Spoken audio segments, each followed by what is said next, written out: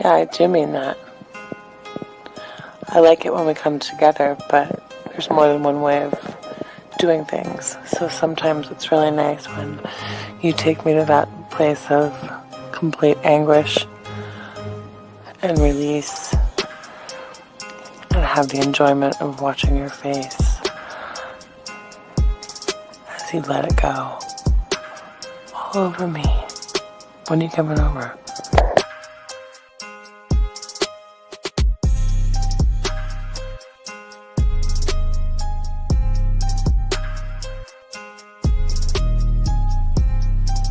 Hi gorgeous, it's your Sydney girl again. I have to say, listening to your last message got me so freaking wet that it's not funny. I listened to it over and over again a few times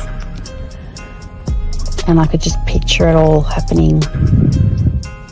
And in regards to your volume of come, the more the better. Bring it on.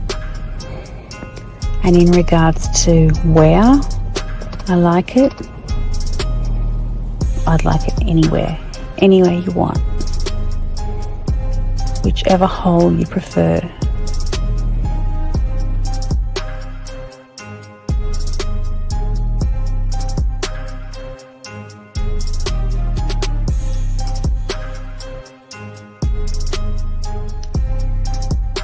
When I see you, I'm going to kiss your face.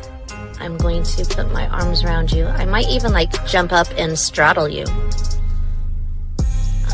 I miss you and I wish I were with you right now. I wish I were with you in the rain, holding your hand, sitting on the couch with you, laying on the couch with you, vertical, horizontal, I don't know. I like it all fours, but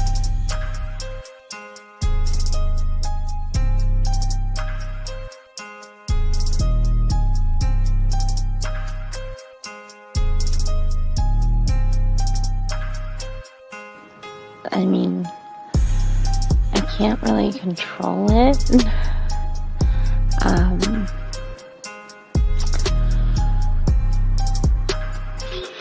Something just happens to my body when I'm in that place, and I really don't have much control. But I would definitely allow myself to lose that control with you, for you.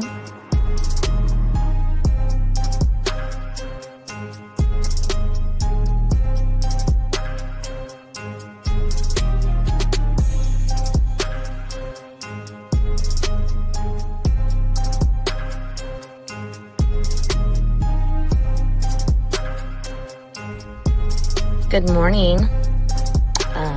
This is your friend. No. This is your lover.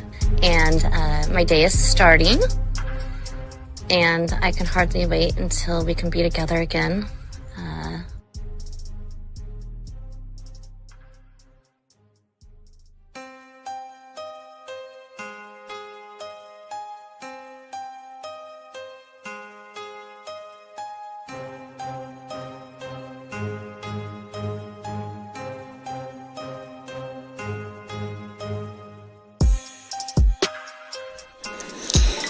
I'll have you know that the way that you talk to me makes me just melt. Like butter on a hot pan. Oh my God. I would definitely be running my nails up and down you. And I could keep them nice and pointy if that's what you like. And you would be assuming correctly. I was naked when I took that photo. And it is unfortunate indeed that there's no portal attached to these photos, because it's been a hot minute since I've had any attentions in that regard, and I feel neglected, and I feel like somebody should remedy that for me immediately.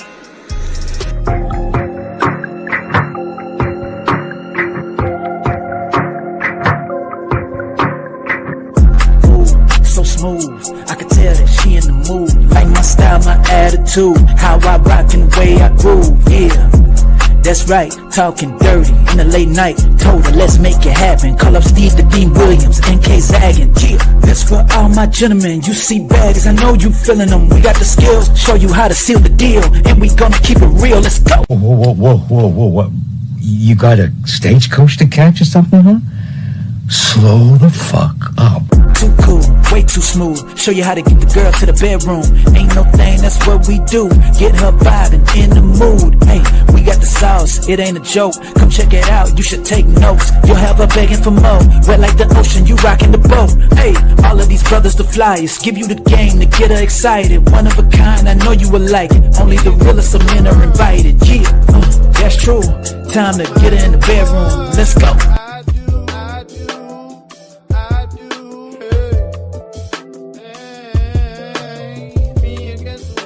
World. You hear me? You trying to sing? No, I said, can you hear me? Yeah. Sound like you're trying to sing. Man, I can harmonize. I can harmonize. No, I can't sing. Bro, a real quick embarrassing moment. I'm not gonna tell the whole story. Please tell the story.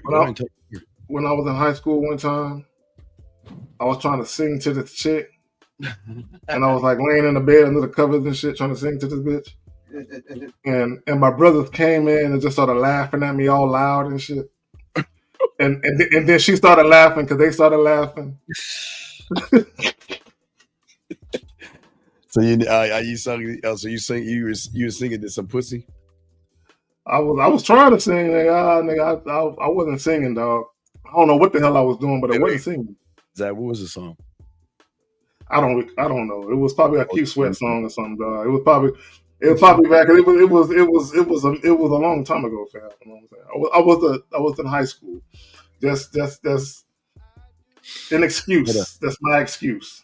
No, I ain't gonna lie to you. I won't say the song, but I met this one chick from Red Lobster. She was from the Bahamas or something. Nassau. I think it was Nassau, and she was staying with her aunt. And I won't tell you the song because bro, I don't remember the song. Anyway, you remember? Come on, tell everybody, bro. She would get off. She played with her pussy. She got off to that song. I couldn't sing it, but I was singing in her ear. She would play with I was singing it over the phone like a goof, bro.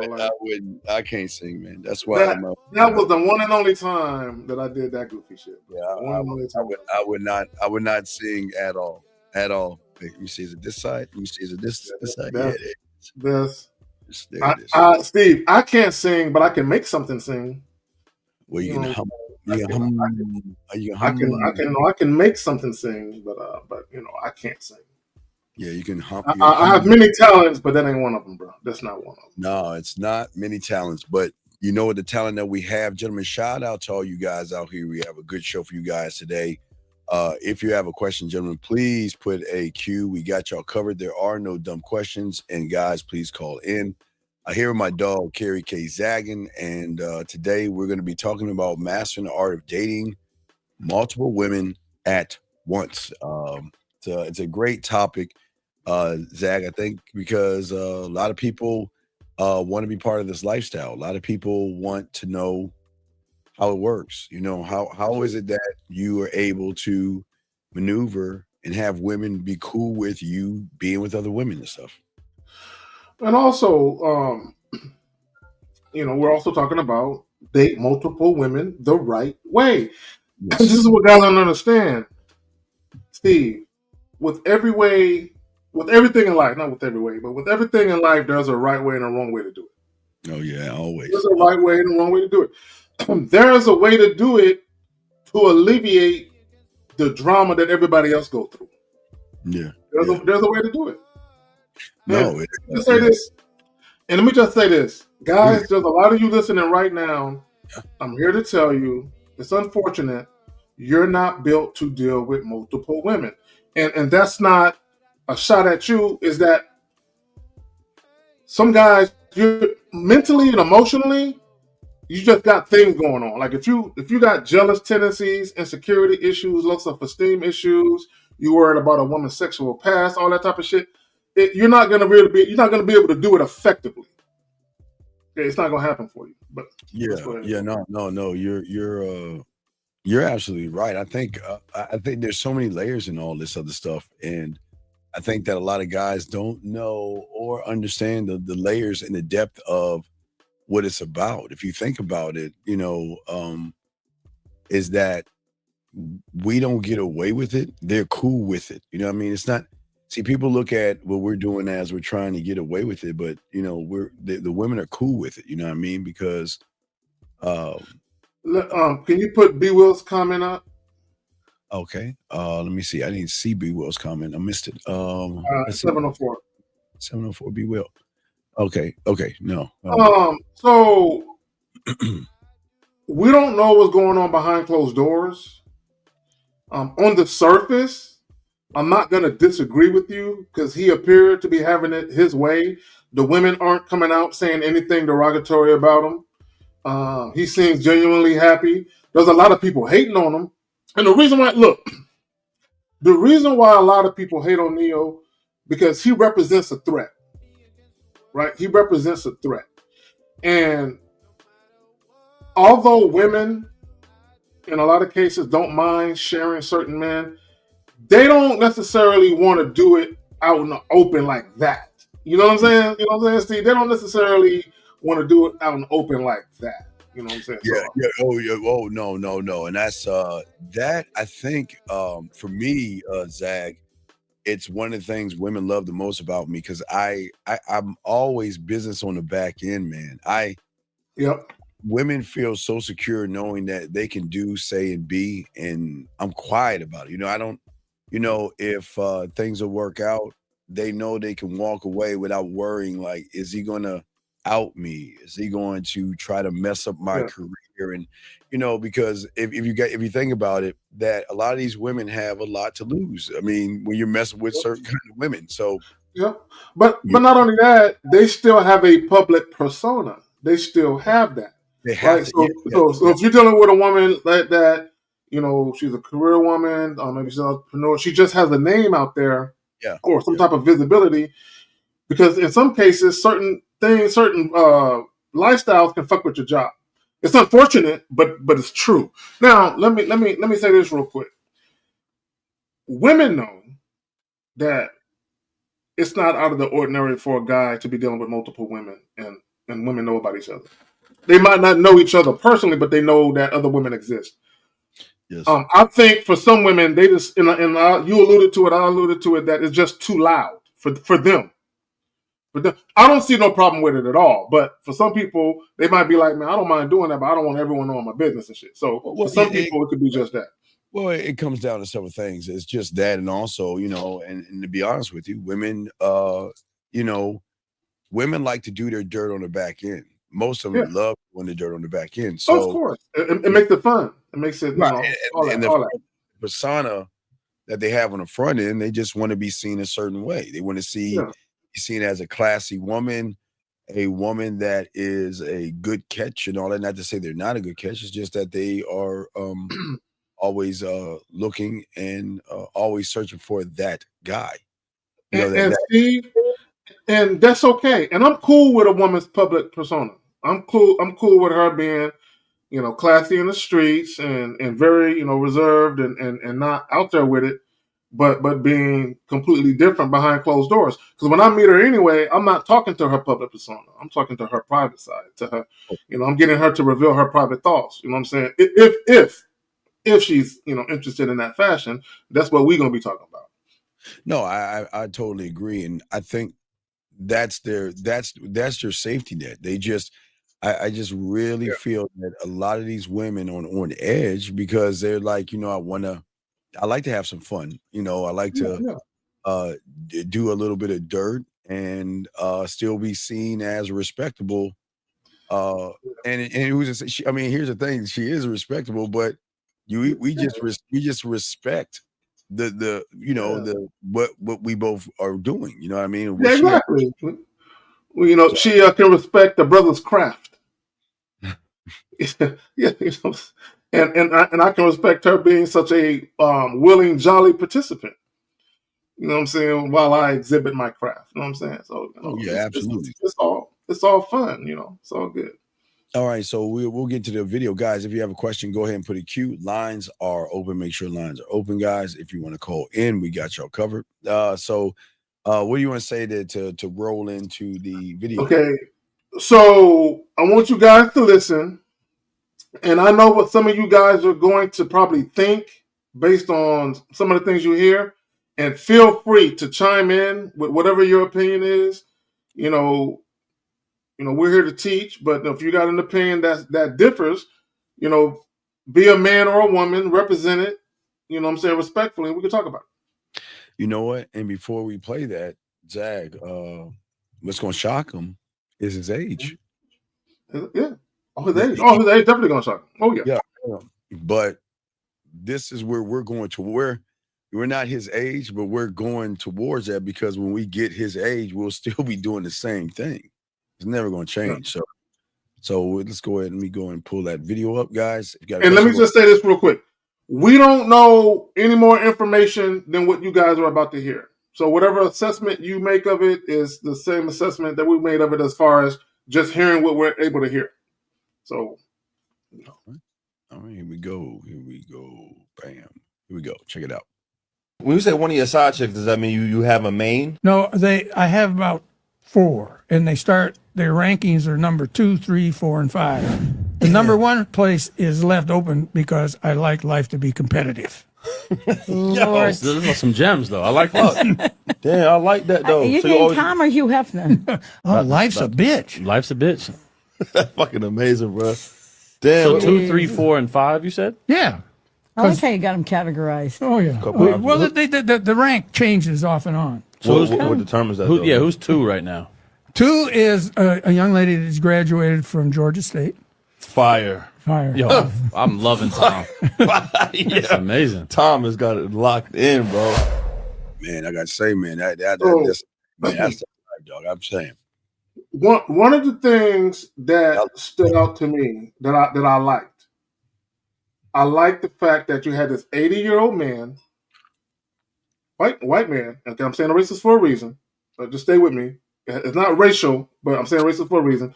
Then you had this woman who's probably at least in her 60s, Steve, the white chick.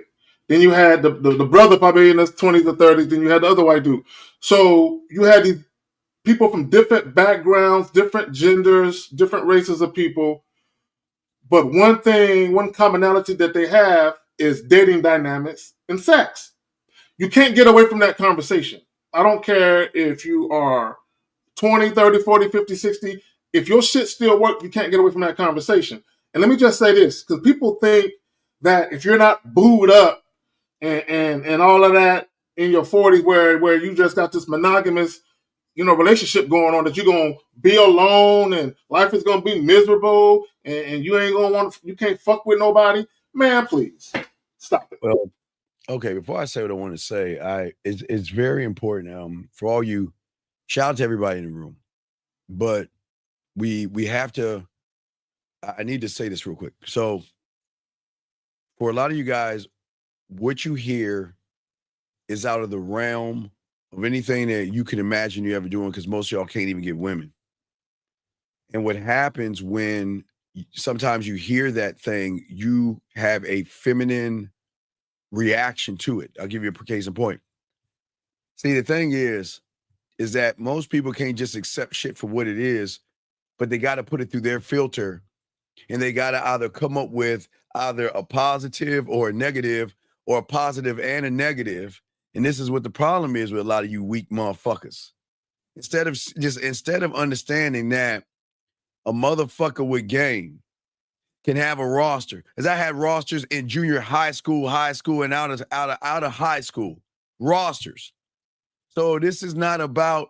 See, it's sad that it makes you feel better to try to say some sugar daddy shit.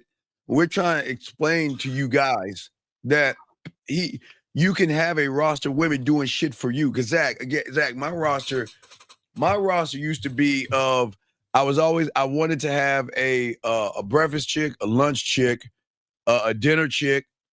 I wanted one to just hang out. You know, that one just to kick it. You know, just that one, because you know I don't drink. So that one when I just want to just kick it, where she'll have my orange juice, pineapple, and Sprite. You know, that's my little bitch drink, you know, because I don't drink it or anything like that. Had that ready for me, has some food for me. They're all my nurses if they want to be my nurses. But also having what we call a home away from home. They were mostly like that because they will always set up their crib to my specifications, because they know that if I don't have my amenities, Zag, you know what I'm talking about, I'm not hanging out at your place. I'll come over and hang out for a little while, but if you don't have things that I like that I have in my place, then I'm either going back to my place or I'm rolling somewhere else. But this is what I'm saying. I'm saying to all you got. Go ahead, Zach. You got it, brother. No. Let me just say this, because he mentioned about whether he was a sugar daddy. We don't know. All we know is he's talking about being an 80-year-old man, seeing multiple women, and how college. He has his shit locked in. He knows exactly what he's. See, when we tell you guys, when we talk to you guys about structure, when we talk to you guys about management and all of that, he's literally breaking down how the number one spot is left open, and he's telling you why. Because he likes competition. So the number one spot is left open because he wants chick number 2, 3, and 4 to vie for the top spot. I'm not just gonna give it to you bitches. Okay, y'all gotta. Hey, what you want to do for it, right? So if you want to, and that's basically him saying, I don't grant the top spot to just any old woman just because. They have to earn it, and it's multiple women, and they all know that they're not the only woman. So if they all want a particular spot in my life, they all gotta vie for it. I'm not just gonna give it to nobody. Yeah. Oh, absolutely. You don't just give it to them, but it's just it's like the attitude that you have. And the cool thing about it is that they are, Zach, they're cool with it. You know what I mean? They're cool with the situation. They're cool with the setup. And Zach, I'll be dead ass honest. I mean, a lot of women are gonna hate. They're gonna hate what I'm about to say. I don't give a fuck. But Zach, we were some ruthless motherfuckers.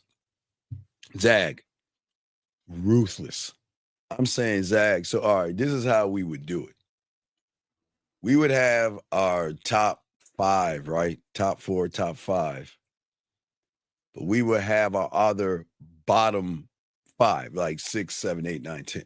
Okay, we would have the bottom. Now, those are the ones that we put on the practice squad. Those are the ones that we had to marinate. Those are the ones, you know, those women that, you know, they were iffy, you know, they were 50-50 and all, you know, you knew they had, or the ones that had potential. You know what I mean? You had the ones that you knew had potential, but they just wasn't roster worthy. So we would put them in the practice squad area. They weren't investing enough of what you needed them to invest. Yeah. They were like 1 foot in, 1 foot out. You like, or the ones real shy, or the ones that they're not used to. They were showing just enough interest for you to be like, you know what, I'm gonna put you over there for a second.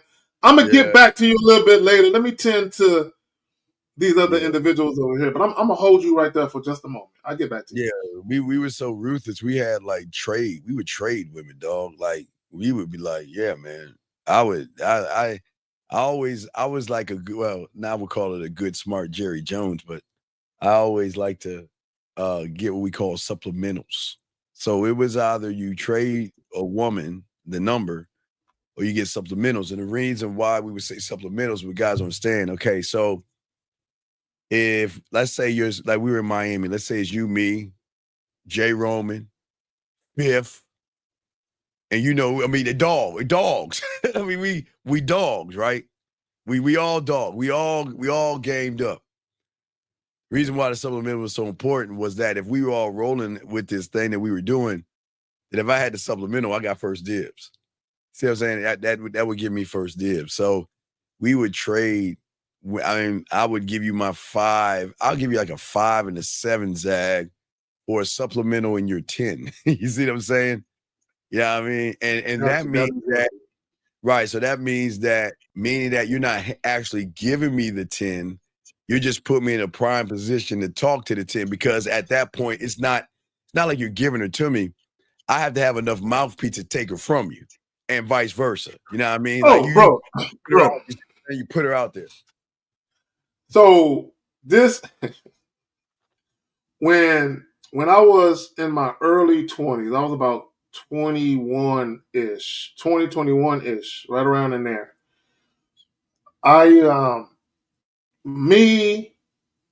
Myself, my best friend at the time, his older brother was about a year and a half older than us, and one of their friends, we were all living together, right?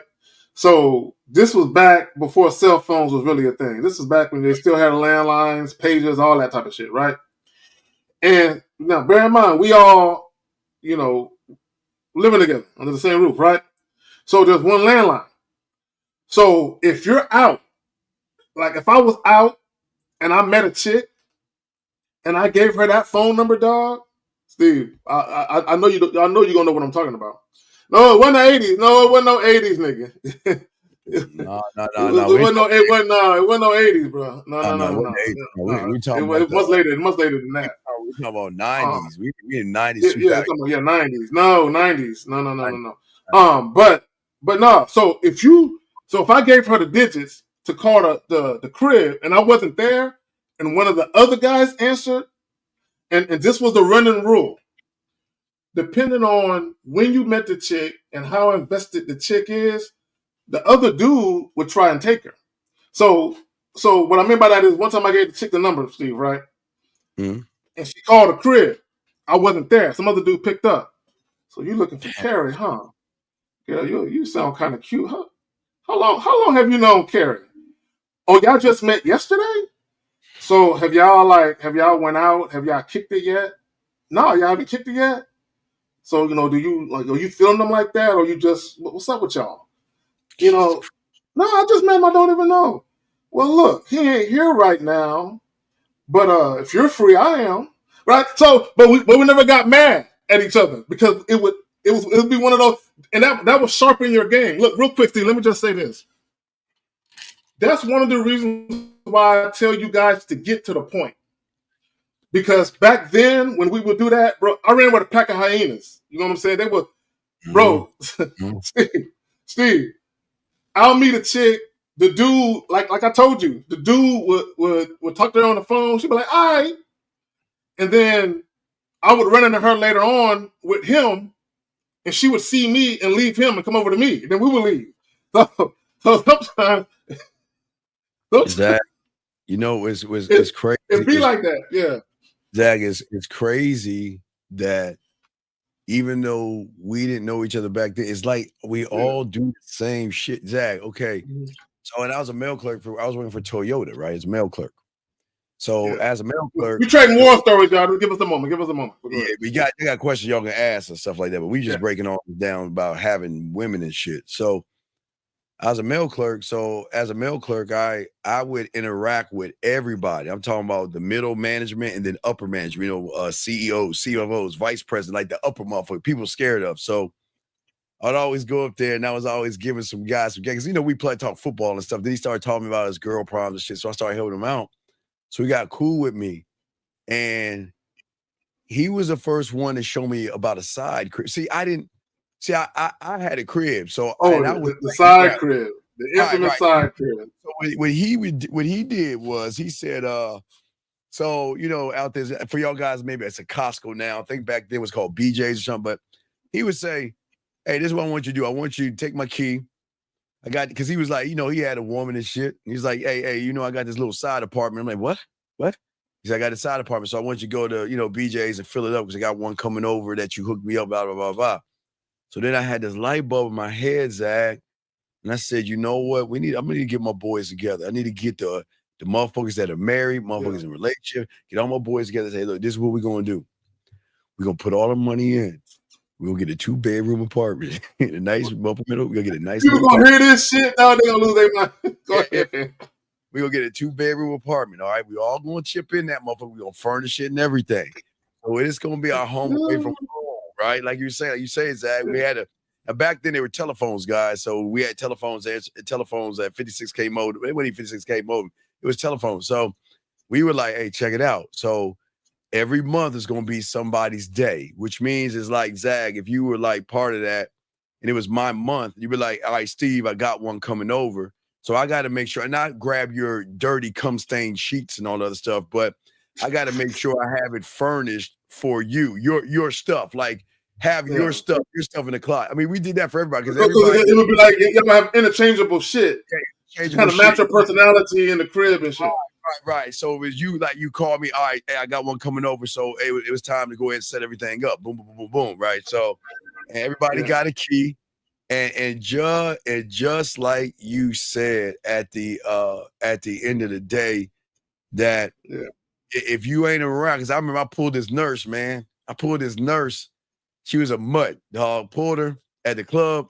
I didn't have time because I was out there doing everything. And my boy, she called the crib and I wasn't there. They started talking. You know, and the rule. I told it happens. Like I said, the rule is if you ain't taking care of your shit and someone come along and take what you got, that's yours. See that, but see that's why, Steve. When you first meet chicks, you get to the point so you can make your mark. Now, you can still meet the other dude, and he just got better mat game. She feeling no more. But a lot of times, when you leave shit unattended, and you don't get to the point of what you're trying to do, some other dude gonna scoop her up and get to the point. Because she kept calling for me. She wanted to talk to me. She kept calling, but he just kept. I was already smashed. I was doing my, you know. You was doing your thing. Yeah. And sometimes it be like that. I was handling all the other women. I wasn't thinking about her. I just pulled her up. I just pulled that. But you will run into some homie hoppers. There are homie hoppers. Yeah, and we have fun with this. So we had homie hoppers. One day we drive and I said, you know what? Hey, you know what? That nurse joint, you know, she live around here. Let's go by there and visit her. And my boy's laughing and everything.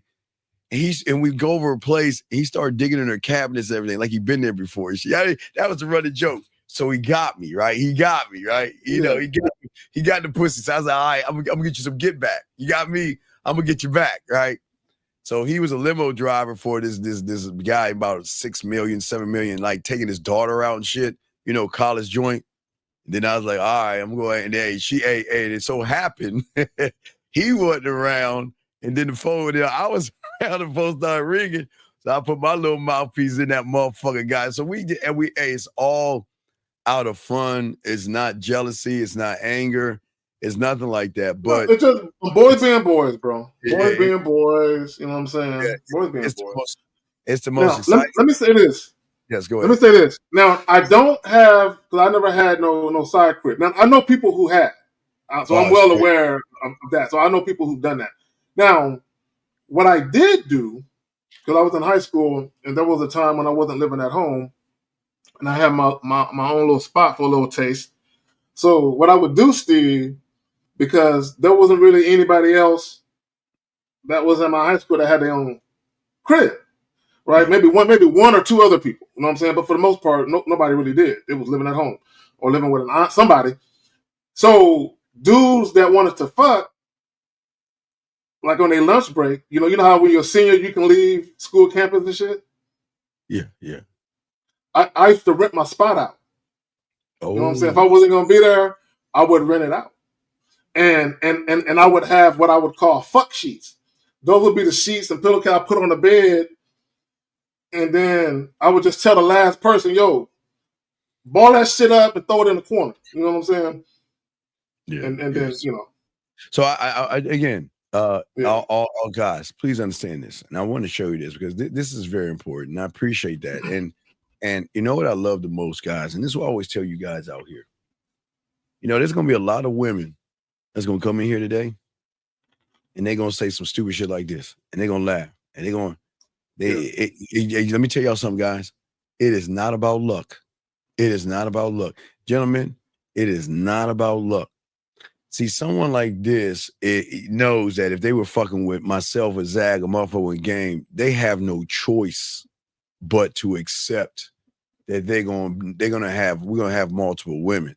And so remember, guys, like I was telling that other young man, it's all reality. So if most women out there know, meet, hang out with, chat with, and date sometimes with single guys, they don't even know this lifestyle. They don't, and they're because gentlemen, I want y'all to understand something. A lot of women out here, you know what I mean? They will say there's no way, Zag, that I'm going to be another notch or I'm going to be with somebody else. You see what I'm saying? And listen, and please, Zach, like I say, for all y'all guys, listen, what is so cold about the game is that y'all guys don't understand we're doing this without without manipulation, without lying, without beating around the bush, none of that shit. These women want it through free fucking. They choose, Zach. They choose to want to be with us. That's the huge. All you and that's the key. All you got to do is let women know what's up. Give them an opportunity to say yay or nay. That's it, nay. man. Always, and I believe in setting a woman's expectations. Look, if you're gonna fuck with me, and you don't always gotta verbalize, guys. It's not like you gotta sit down and read her the fucking riot act and shit. No, some things you do need to verbalize, but a lot of other things you just show her. You show her with action what you're about. I like this thing. Okay, Jillian, next time just put an S or a Q, but it's not about the energy, it's about management. It's about management. It is okay. When you're that guy, all right, Jillian, check this out. Most women are not entertained. And entertaining a woman is not a hard thing when you're the guy because every woman has their own personality, Zag. And every woman you move, you're moving the same, but you're moving where it's weird, Zag, because we don't ever try to fit into the woman's world. We're saying you fit in our world and watch this. And when you want to talk to me, get at me, fuck with me, call me. But Zach, we got questions, but go ahead, Zach. You got it. Go ahead and answer. I was going to say there is this, I don't know, this art to go ahead and get to you got to the question or a call. Let's get to the call. Question, no call. No, there's no call. Guys' lines are open. No, there's no call. Guys' lines are open. No, what I'm so this guy Lewis says, what option? Okay, Lewis. I will appreciate your questions, and you're always in here, and you're always in everybody's show, and you always ask the same questions to everybody, and they all give you the same answer, and yet you still keep asking the same questions. You don't have any options. Lewis, your option is trying to you can't even get one. Where you're so behind the 8 ball in the curve, you can't even get one. But he's asking the wrong question. Well, exactly, Zach. Go, you got it, Zach. He's asking the wrong now. Look at his question. What options do a guy have if he's not the dude? He's saying, I feel like I'm a loser. I'm gonna die a loser. Yes. So as a loser, is there some loser bitches out there for me? That's basically what he's asking. Because the question that he should be asking, how can I get to the point where I am that guy, where I am that sexually appealing man to women, where women do gravitate to me, women do want to see me, women do want to hear from me? How do I get to that point? That's the question he should be asking.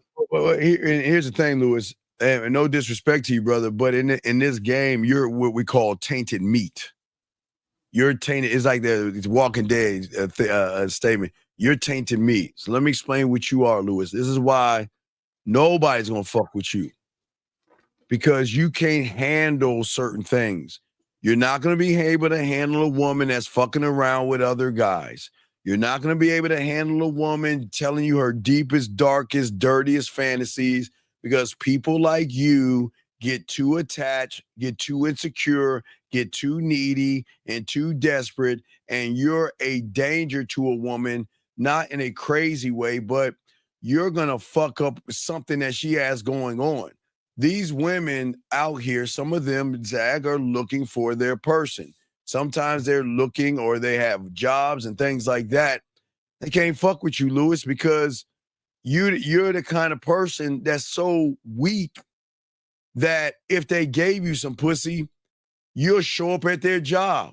You're the kind of motherfucker that's gonna stalk them and ruin their life and shit. You're tainted meat, dog. There's no like you said, Zach, there's no options for a guy that is tainted, dog. If you don't, if it's just nothing, you can't do that. Your life. See, a lot of guys don't understand is that you're making a choice to have a difficult life. Yeah. Oh, you right? choose. Yeah. Yes, Zach. Yeah. Now, and to me, this is how I feel. Out of everything in the world you have to deal with as a man, women are the easiest. In my opinion, women are the easiest thing to deal with. Out of all the other shit you got to deal with, responsibilities, obligations, and all of that, to me, women are the easiest thing to deal with. And I'm not saying women are easy in a sense that there's no complexities to them. What I mean by the easiest thing to deal with, when you're straight up with women and you don't lie to women, right? And you do things strictly on your terms and you're consistent about that, you have no worry when it comes to women. You're not worried about women. You're not concerned with what they're doing. You're not concerned with anything. As long as they are respecting their position and they doing what they need to do to maintain that slot, you ain't tripping. But a lot of you guys, y'all have strife in your life because of your inconsistent behaviors. Yeah. You have strife. There's no consistency, right? You meet a woman and either you have trouble meeting women or you meet women, they don't want to stick around. And then when they do stick around, there's all these ups and downs in your relationship, fighting and arguing. Y'all can never just flow for a long period of time with a woman where everything is just chill.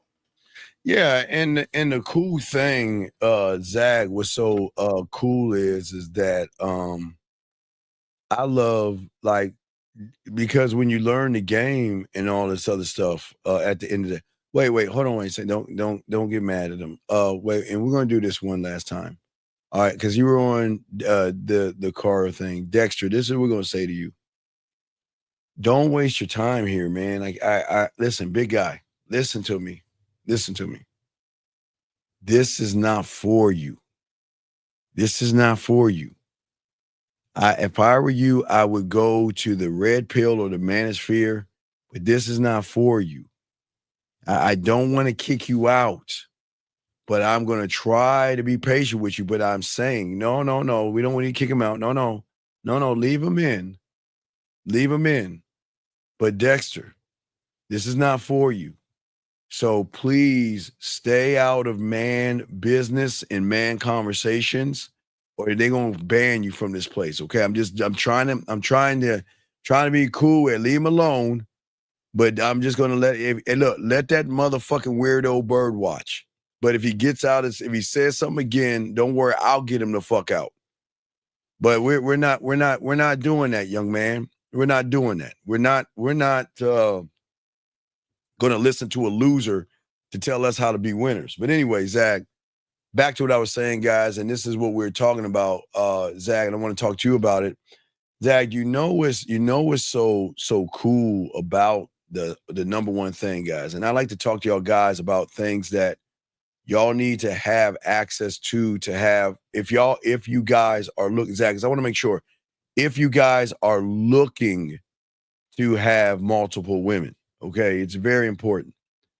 What I'm saying is to you out there is that you have to have understanding. Okay, let's give you a second. All right, I'm gonna pull the first lady up. What's going on, Carrie? I'm gonna use you. Hey, welcome to Carrie. Carrie, appreciate that. Welcome, baby girl. We're gonna welcome you, buddy. But I'm gonna use you as an example.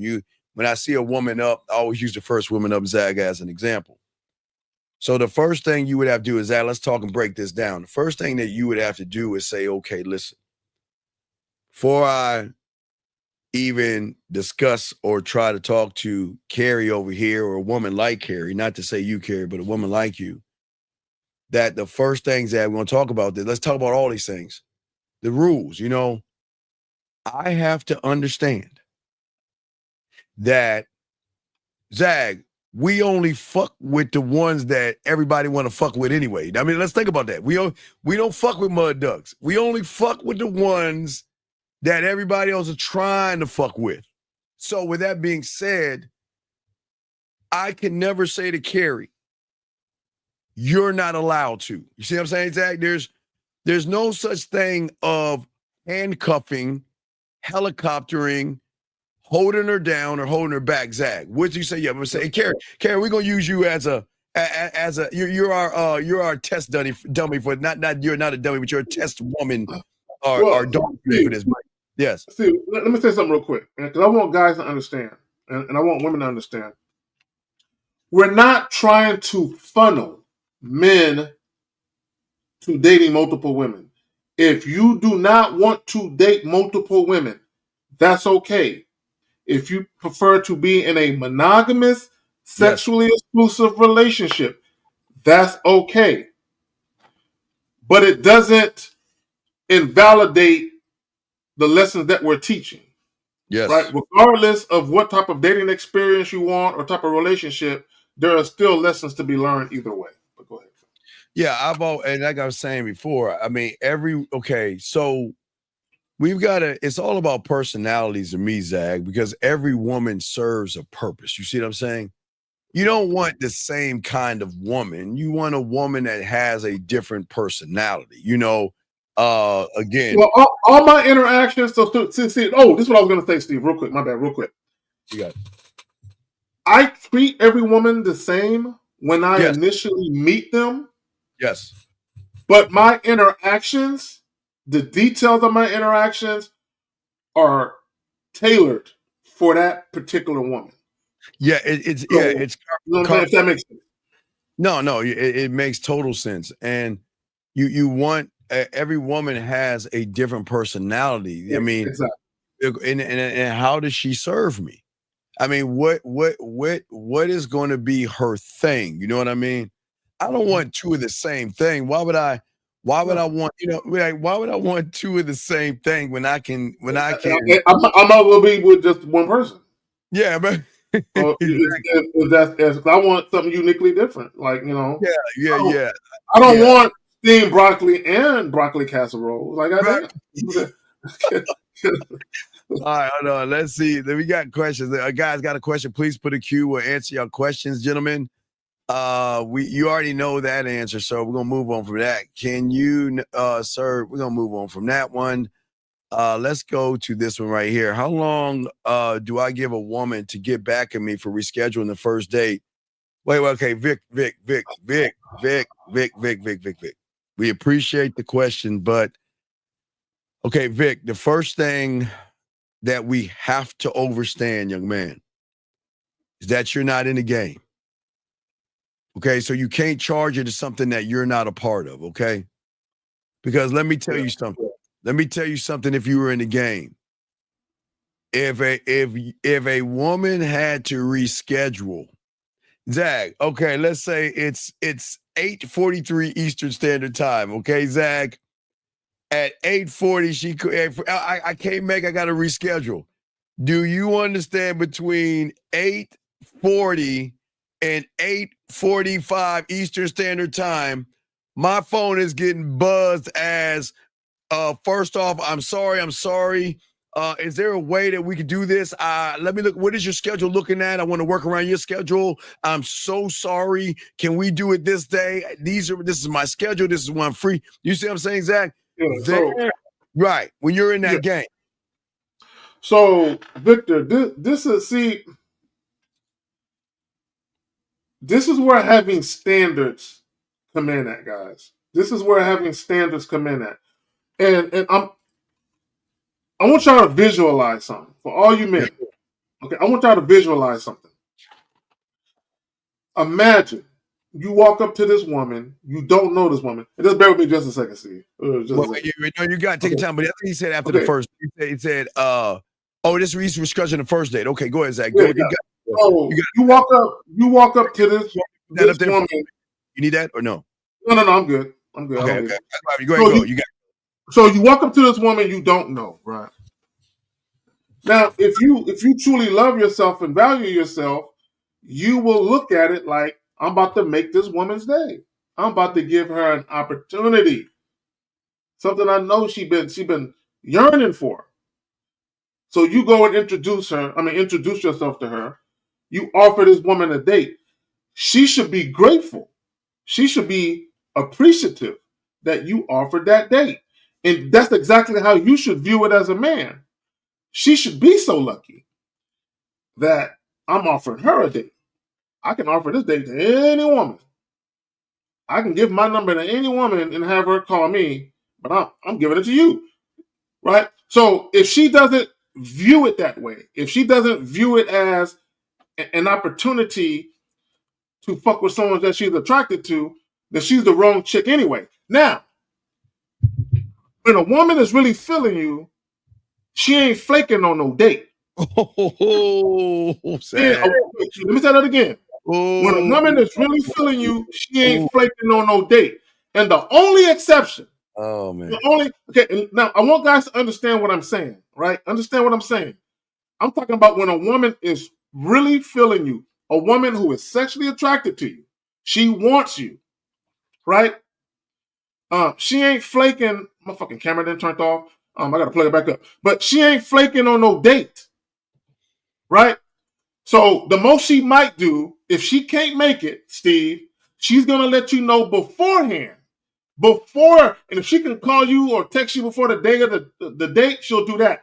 And she'll say, I'm sorry, I can't make it. Something came up. Look, I'm sorry. And she'll be very apologetic and contrite. But not only that, Steve, she will offer to make it up to you.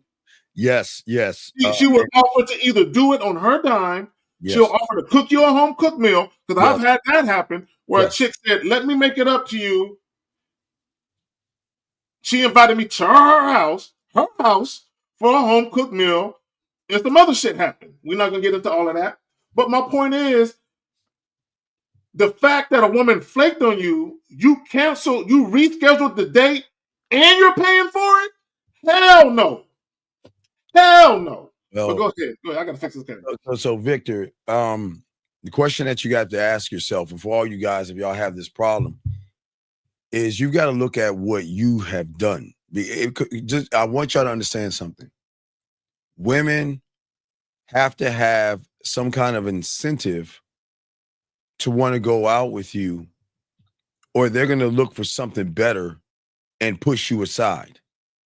So Victor, I think your biggest problem was, big guy, is that she got tired of your bland, boring text messages, bland, boring conversations, and there was nothing to, okay, guys, and this is why I always tell you guys, that when y'all learn this game correctly, that before you even go on the date and she hasn't flirted with you, talk dirty to you, play with her pussy for you, or anything like that, then that means that you're going more towards the friend zone than actually being a guy that she wants to sleep with. Because when a woman feels sexually safe around you, they let their hair down, Zach. They love to flirt with you. They love to talk dirty.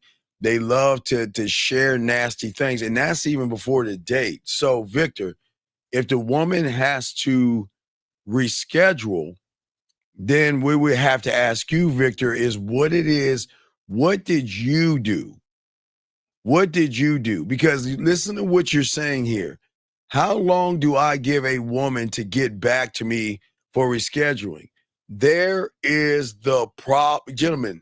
There is the problem right there. You have already showed those that have game that you're putting all your eggs in this one basket. You're over here work. Let me tell you about Zag and myself and those that have game.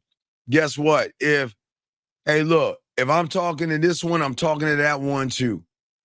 And if she ain't down, I don't care. But like Zag said, it's very far and few. And I can't even think when it's ever happened when a woman would say, well, I got to reschedule and don't say anything at all. It's very, I can't even imagine that shit's about. But you know where that comes from, though. See, that comes from when we very first meet women face to face, if we're talking about offering a date,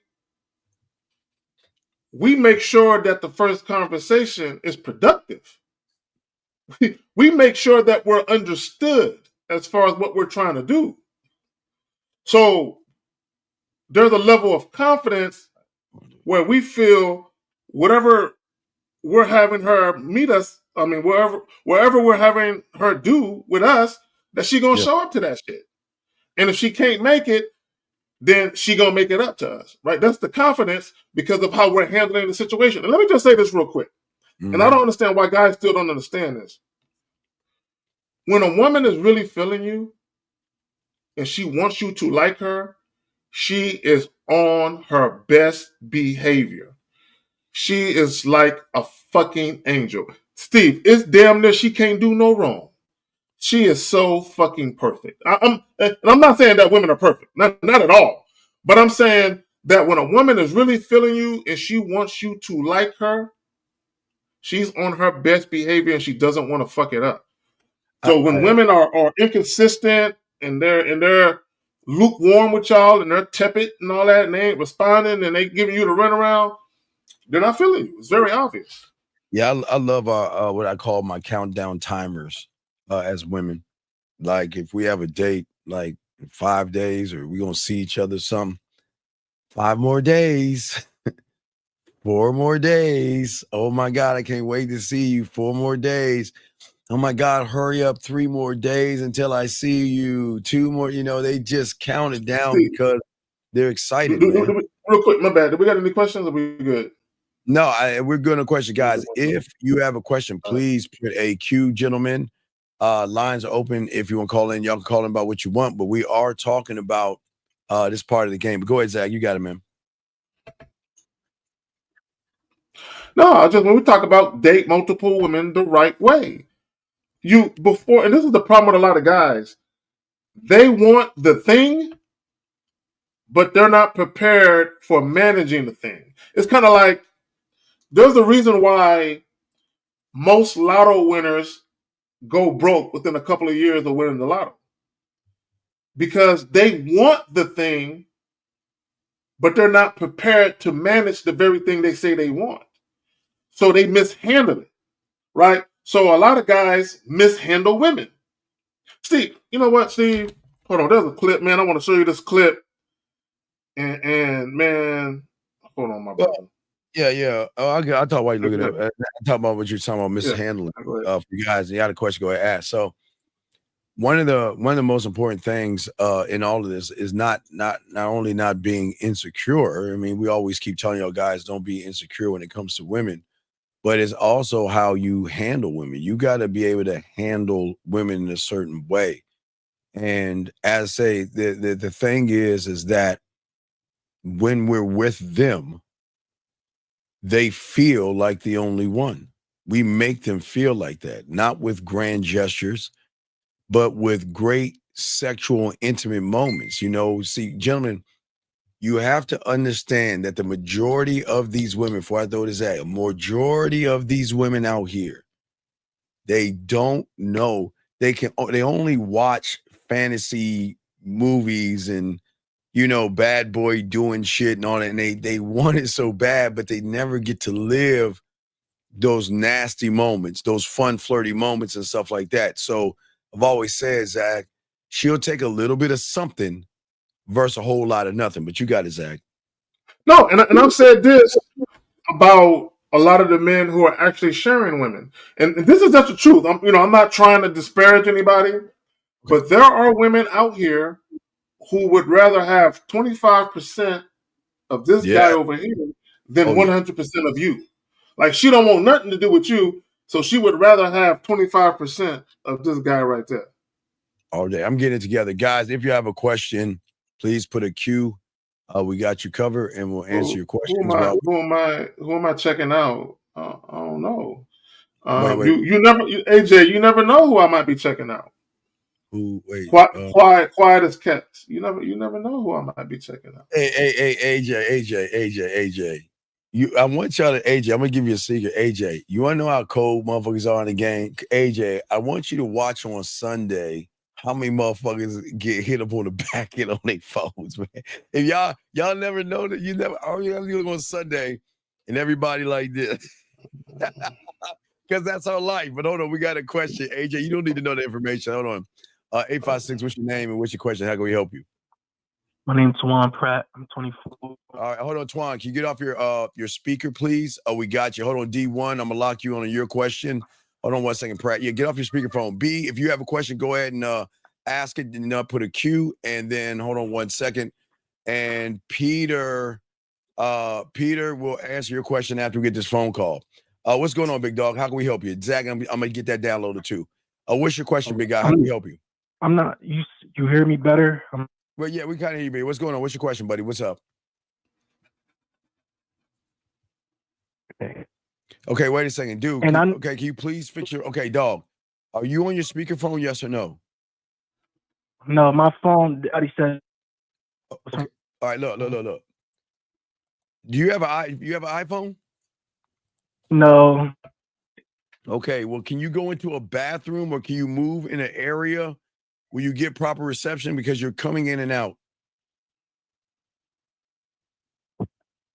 Is this better? Okay, it's better right there. Don't move. What's your question, buddy? What's up, man? So I got a date this Saturday. Okay, good. All right, you got it. Okay. I know speaking about. Wait, dog, you're moving. Go back to the left. You move to the right. Go back to the left. We cannot hear you, man. Come on, dog. Dude, go into the kitchen, dog, and turn on the microwave or some shit. What the fuck is wrong with your phone, man? Come on.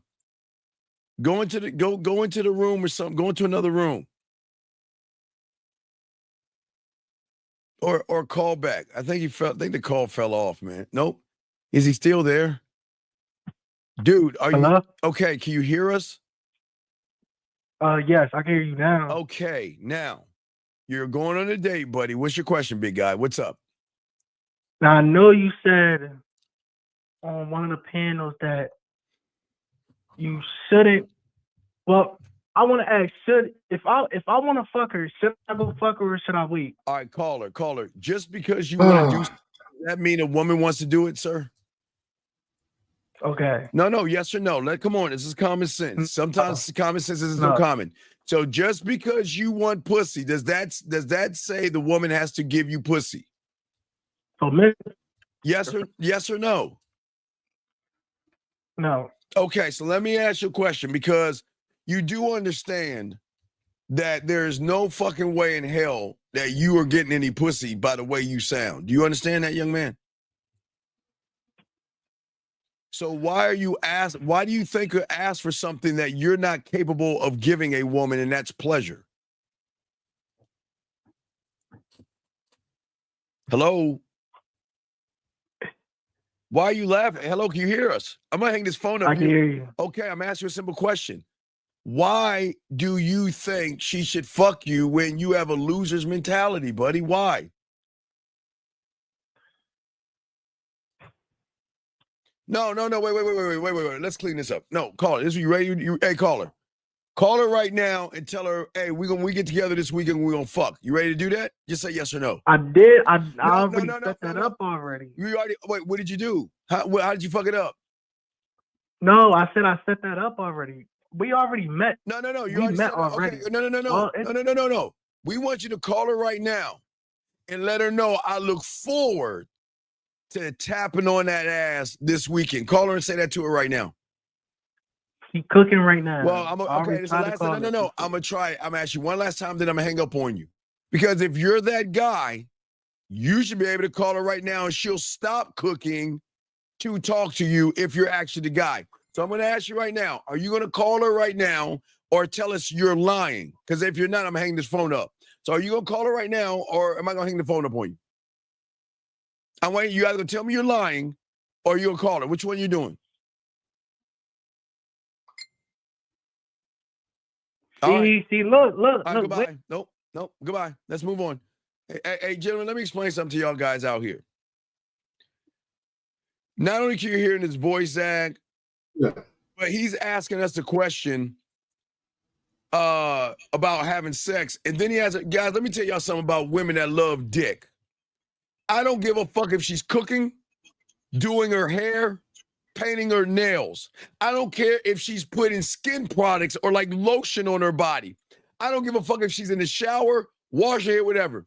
Zag, when he calls, she will put all that shit on the back burner to get on And the phone with answer him and answer promptly. promptly with a smile on her face. She will hang up on her mother. Talk to Oh, me. you motherfucking right.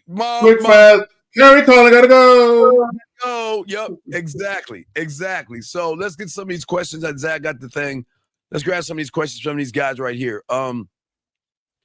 He said, do you think social media made it worse for the average man? I want to ask you, young man, why do you care? Tell me why you care. This motherfucker been listening to us for at least 6 months to a year now, Steve.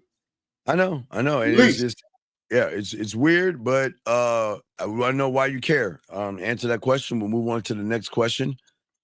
This question, this guy Peter says, Peter has a question right here. He says, a serious question.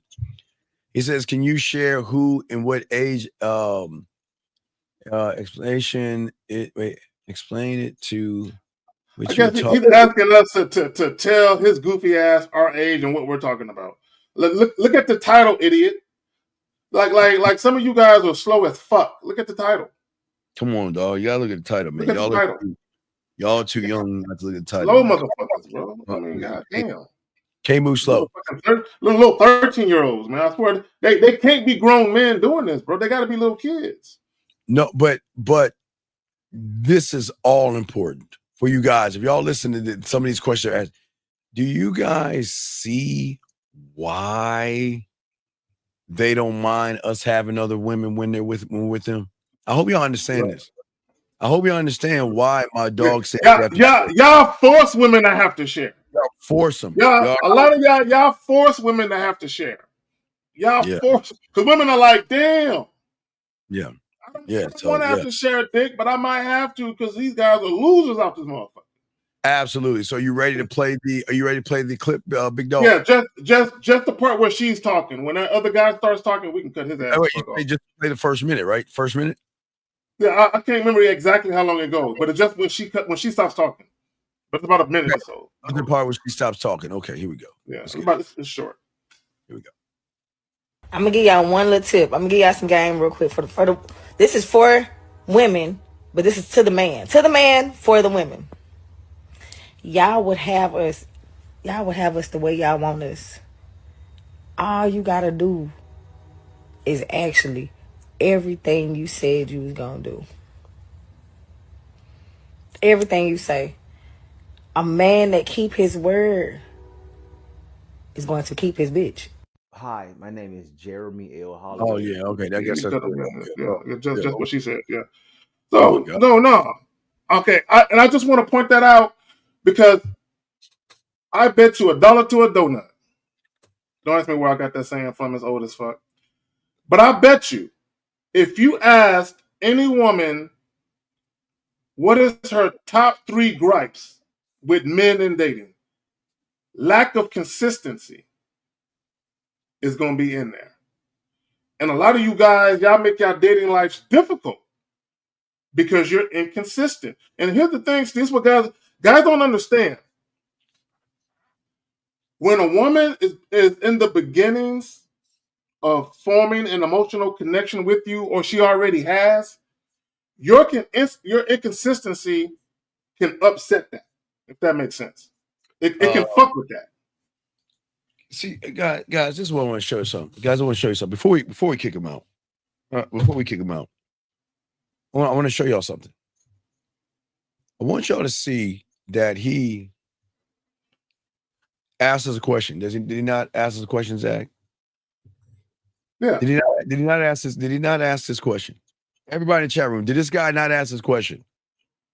Because he didn't get the answer that he wanted to hear.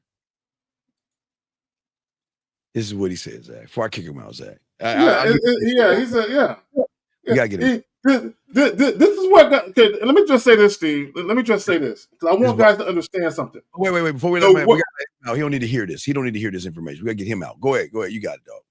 Okay, the word game was not created from the internet.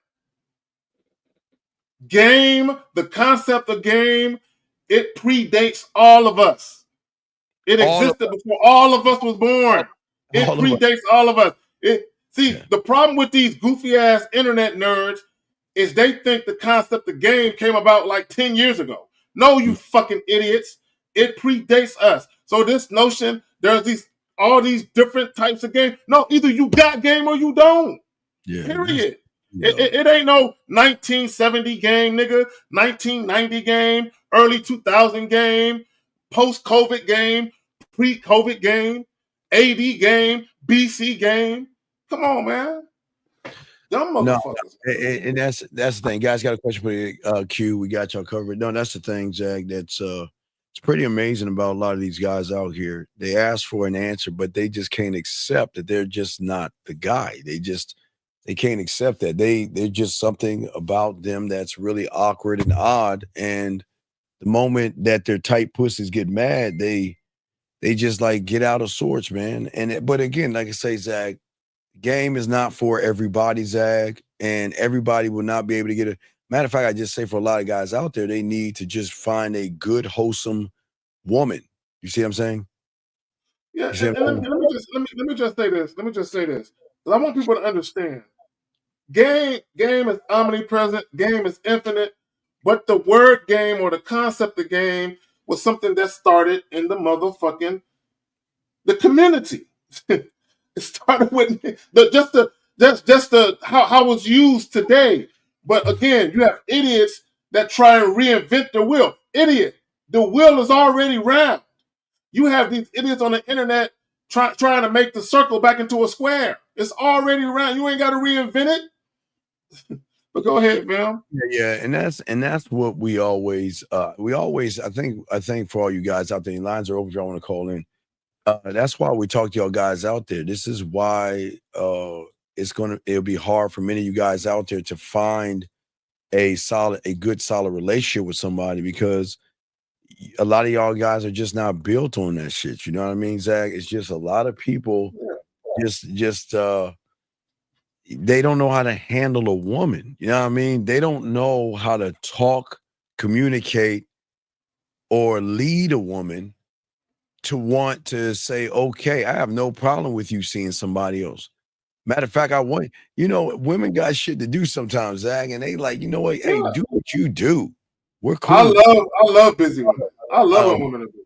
Yeah, women that are busy, man. That's one less chick up under me. See, I don't like it. Look, as much as I love, let me tell you something. I love the smell of women. I love the touch of a woman, the soft touch, all of that.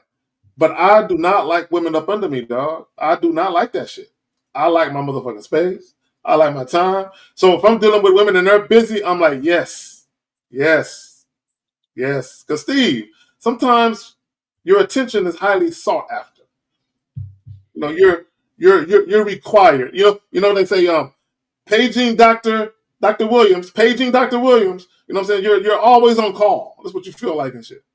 Yeah, it feels like that. Yeah. And you guys got a question, please put a Q and ask your question. We got you. But go ahead, Zach. I'm listening to you, bro. Nah, bro, just again, date multiple women the right way again. Guys, even if you're, not into that type of dating lifestyle, you still need to know how to deal with multiple women. Right? And I'm not saying, guys, and just like we tell women, and women already know this, you're not going to have women. I'm talking about women. You're not going to have sex with every guy that you're seeing or dating or every guy that you exchange phone numbers with. You don't have enough time in the day to do that anyway. Right? So guys, if you're meeting women, you ain't got to fuck them all. If that's not your lifestyle and you prefer to get some teachings from Steve and actually let the pussy marinate for a while, you know what I'm saying? Learn how to be a more attractive man without having to be in a woman's face, you know what I'm saying? And you can touch her without touching her. You can do that too if that's what you want to do. But but do that because that's what you want. That's what you want, not what the woman wants. What you want. Well, yeah, well, that's what I'm saying. We're always trying to teach you to understand yourself. But hold on one second. This guy's a question. What's whose mission? What are you talking about? Dog, what are you talking about? Well, You got to, because he's I been don't saying a lot of shit. understand. You got to clarify. You got to clarify. Yeah. I do not, guys. Okay, young man. I don't know how old you are. I think you're maybe like 16 years old. But dog, come on, man. This is okay. Yeah. I need you to understand something. This is something I need to understand. All you guys, please. Okay, please understand something. The way you articulate yourself, this is why you're having trouble with women. Because nobody can understand what the fuck you're talking about. And if you're talking to us this way, there's no fucking way you even have a woman in your vicinity the way you're talking. Look at how you're talking. Look at your name. Look at your thumbnail. Everything about you is saying like fucking weird, dog. I don't know. So, Yeah, man. Go ahead, Zach. so I want people to understand something. We're not only are we adults, but we're grown men. There's a certain way you communicate to a man. Now, if you're not a grown man and you're a kid or a teenager or something, then you need to learn how to actually have a conversation with grown men. So if you have a question, instead of using run-on sentences and sentence fragments and all of that, why don't you ask a grown man fucking question like you actually was paying attention in English class so we can understand what you're trying to ask us? Yeah, Rodney, getting to Rodney. Rodney, we've got to stop being a victim here, okay? Okay, I need y'all to understand something. Just because dad stumbled on some pussy doesn't mean he has game. Just because your father got some pussy and had you doesn't mean he was gamed up. Yeah, Steve, let me say this real quick. I grew up, both my parents were married. Fuck. I grew up in a household with both my parents all my motherfucking life. And my father had game. He just didn't teach me shit. he didn't teach me shit. We didn't have the greatest of relationships. So I grew up with a father in the house. That don't mean nothing. Yeah, just because you have a father in the house doesn't mean he has game, dog. Y'all don't understand that stuff. You won't learn. See, y'all understand the street, dog. Y'all got this book smarts to you guys, unfortunately. But guys, again, we're chopping it up. If you got a question, go ahead, put a Q. If you have a question, we got y'all. But and let me just say this, Steve. I learned more from my mom on accident. I learned there's more jewels and gems that my mom gave me when it comes to just dealing with people and dealing with women in particular. Now, here's the funny thing. When my mom was telling me things, it was never about no women. It was always about just general shit. But some of the shit she said, I'm like, man, it stuck with me. So I learned more from my mom on accident about how to conduct myself with females. Damn. All right. Well, like I'm saying, guys, we're talking about things that you need to have for yourself. If y'all guys want to get into this thing, and we'll talk about it, Zach. But I'm saying that for a lot of guys out here, you can't have a feeling. You cannot have any emotions in this shit, Zach. There cannot not only that, Steve, when I think there is something inherent within us all when we experience things that we don't like. Do you really need people to teach you how to not like being mistreated? Do you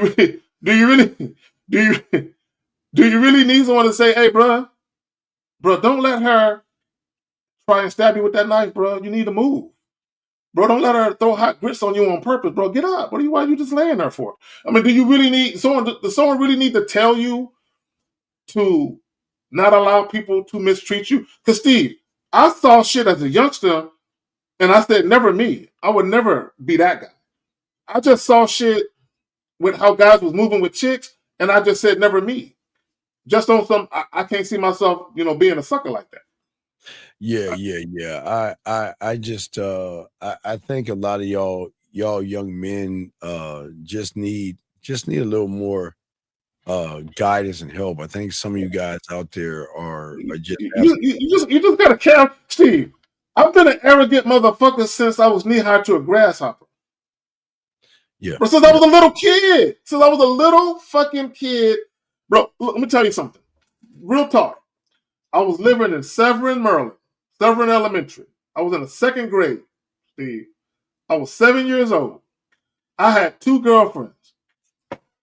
I had a black chick that was sitting right here on the side of me and a white chick that was sitting on the other side. I would be holding both their hands during class, Steve.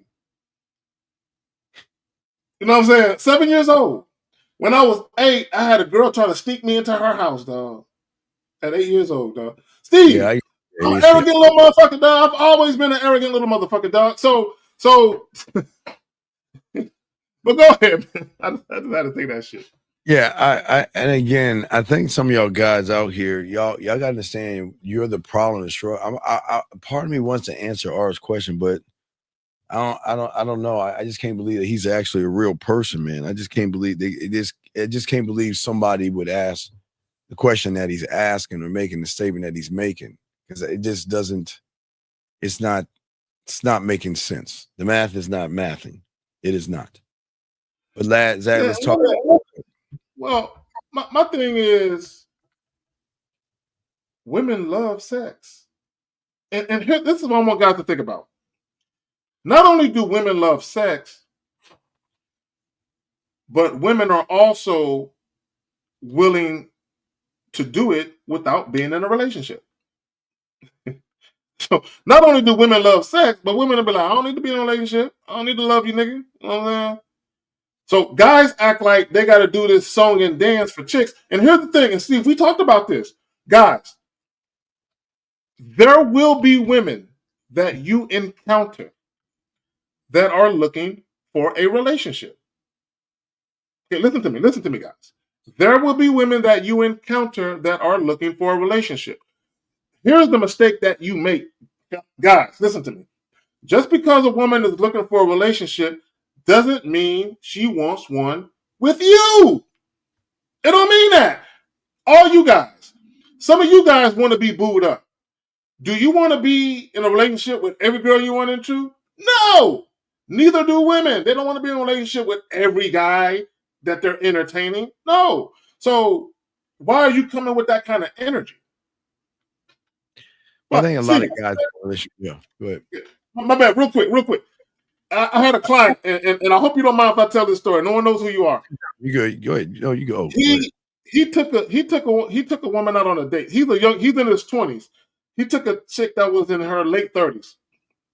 He took her out on a date. So because she was older, he was trying to be quote unquote respectful. And I hope he's listening because I want him to get something from this. So he was trying to treat her different because of her age. And I said, bro, she's an older chick that wants some young nigga dick. What are you thinking about, right? So this is what happened. So at the end of the first date, he never, even though he was sexually attracted to her, and he felt she was interested, he never really made his intentions clear. So at the end of the date, she said, I guess he fed her some food or some shit. And he said something about eating. And she said, yeah, I wish you would eat me out. Or something like that. Right? Basically saying, instead of dropping me off at home, I want to fuck. Right? So he almost missed out on that opportunity because he was so busy trying to do and say the things that she thought she wanted him to do, instead of just being real and keeping it real with himself and letting her know what it was. So did he get it? The next night. Yeah, okay. Yeah. Because she was still attracted enough to him to hit him up. So they made it happen. Yeah. So another thing is that many of you guys out there that you have to have, again, all this is about managing, Zach, managing emotions. Let's talk on it. I love that. Let's talk on the points of managing emotions, Zach. You got it, brother. I love that. And shout out to you and L, because y'all was doing a show earlier today, and the guy was talking about emotional unavailability. So this is what guys have to understand, and I know L talked about it. I've talked about it in fuck buddy situations. In fuck buddy situations where it's clear that you and the woman aren't dealing with each other in any capacity outside of just physical fucking. If that's all you guys are doing, you're not talking on the phone, you're not dating, the only time you guys hit each other up is to fuck, yes, you should be emotionally unavailable, right? Because you don't need to invite your emotions all in the mix just to fuck. Now, the problem with you guys is y'all take things out of context, like the caller was that called in earlier, Steve. Just because you are emotionally unavailable doesn't mean you're devoid of emotions, right? When we talk about emotions, anger, frustration, sadness, happiness, joy, these are all emotions. It doesn't mean you don't experience emotions, right? If you are with a chick that you're just fucking and she says something funny and you laugh, you're exhibiting emotions. When we talk about being emotionally unavailable, stop trying to get close to the chick by telling her your story if you're just trying to fuck her. That's all. But go ahead, Steve. My bad. Well, it's not even just a story. It's the story that you tell yourselves. I think a lot of guys out here when they so a lot of guys, so this was crazy. So it's a sex show. A lot of guys want to have sex, but they don't know the first thing about sex to even be seen as sexy, Zach. You see what I'm saying? They don't, they're so green. They don't know how to create, they don't know how to build, and they don't know how to drive a woman's behavior, Zach, to say, you know what? I don't want to date him. I don't like him. I really don't have nothing to do with him, Zach, but I'll probably fuck him one time, probably fuck with him a little bit, and just go about my way. But again, a lot of you young men out here that's listening right now, this is all opportunity right here, guys. Don't sit on your asses on the sideline and not do anything, man. This is opportunity to ask questions about yourself. Go ahead, Zach. Can you bring up Terry L. Williams? Can you bring up Terry L. Williams question at 8:20? He says, bro, I want to expound upon what it is. Emotions. What the fuck? Okay. So I believe I understand what he's trying to say. So you're partially right? And one of the things I talk about is, as a man, when you're dealing with women, especially when you're very first dealing with newer women, you have to be present in the moment. Always present in the moment, right? Now, here's the thing, though, right? You talk about employing logic. When it comes to your decision making, you should always be logical and never emotional, right? But when you think about being attracted to someone, being attracted to something or someone, that's an emotion. So there's nothing wrong with exhibiting emotions. Just don't make decisions based on how you feel, right? You can feel however you feel, but make sure that you're practical when you make the decisions you're going to make. The problem with some guys, Steve, is you're too logical and you overanalyze shit, right? You overanalyze it. And here's the thing. Let me just say this real quick. Y'all got to remember that sexual attraction is not logical. There's nothing logical about sexual attraction at all. So when you try to overanalyze it or be too logical, you're going to be like, why does this happen? Why does that happen? Why are women like this? And the reason why you're asking why is because you're being too analytical. But go ahead, Steve. You got it.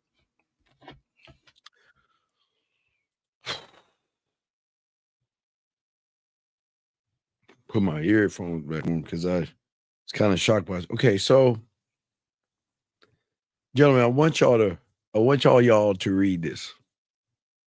I want everybody in the room to read this. Do you see what the difference is between motherfuckers that get pussy and guys who can't? Zach, tell me one thing that you, 50, Miles, Lucario, Dre, Boss Mac, Rosebud says that is overcomplicating. We just give detail. We give detail. If we give you straight detail, so what is overcomplicating? And let me bring this call in. I don't know why I got to be under this. I think this person's blocked. Oh, You bring it. I'm not sure. I got a B beside. I gotta make sure. 6%. Oh no, 6%. What's your name? What's your question? What's up, Steve? This is Matthew. What's up, Okay, what's K-Dad? going on, Matthew? Yeah, let me go. I got you, dog. What's your question, dog? Let me go change your. I gotta change your. I don't know why you have a B by your name. Go ahead. You're good. Okay. Okay, All you're right. good. So I was watching the stream that you did yesterday, Yes.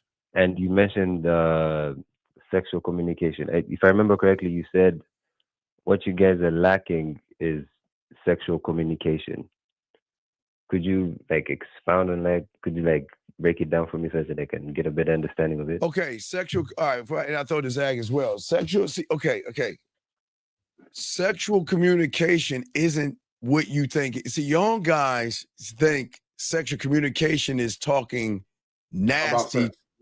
Right. It's not about sex. Mm-hmm. Sexual communication is when a woman can recognize by the way you talk to her, you have experience in the bedroom where she can go ahead and let her hair down, let herself go, and be as nasty as she wants to be and dirty as she wants to be. We're not, so y'all guys think that we're saying, Zag, let me see your pussy or let me take your titties out and lick your titty or stuff like that. That's not Zag, you So got what it. what a lot of people don't understand is that you can be very sexual in your mannerisms Yes. and also the way you convey yourself without being X-rated or even R-rated. You can be PG-13 with your shit. But the way that you communicate it, hold on, listen, brother. The way that you could see, here's the thing. When women can feel people in general, you can feel people's energy. So when you are around a woman and you move like a supremely sexually confident man and you speak to women in a certain way, they know you're sexual. They can feel it. Now that doesn't mean that they want to fuck you. However, if they like the feeling that they feel around you with the energy that you're emanating, then that's going to entice them.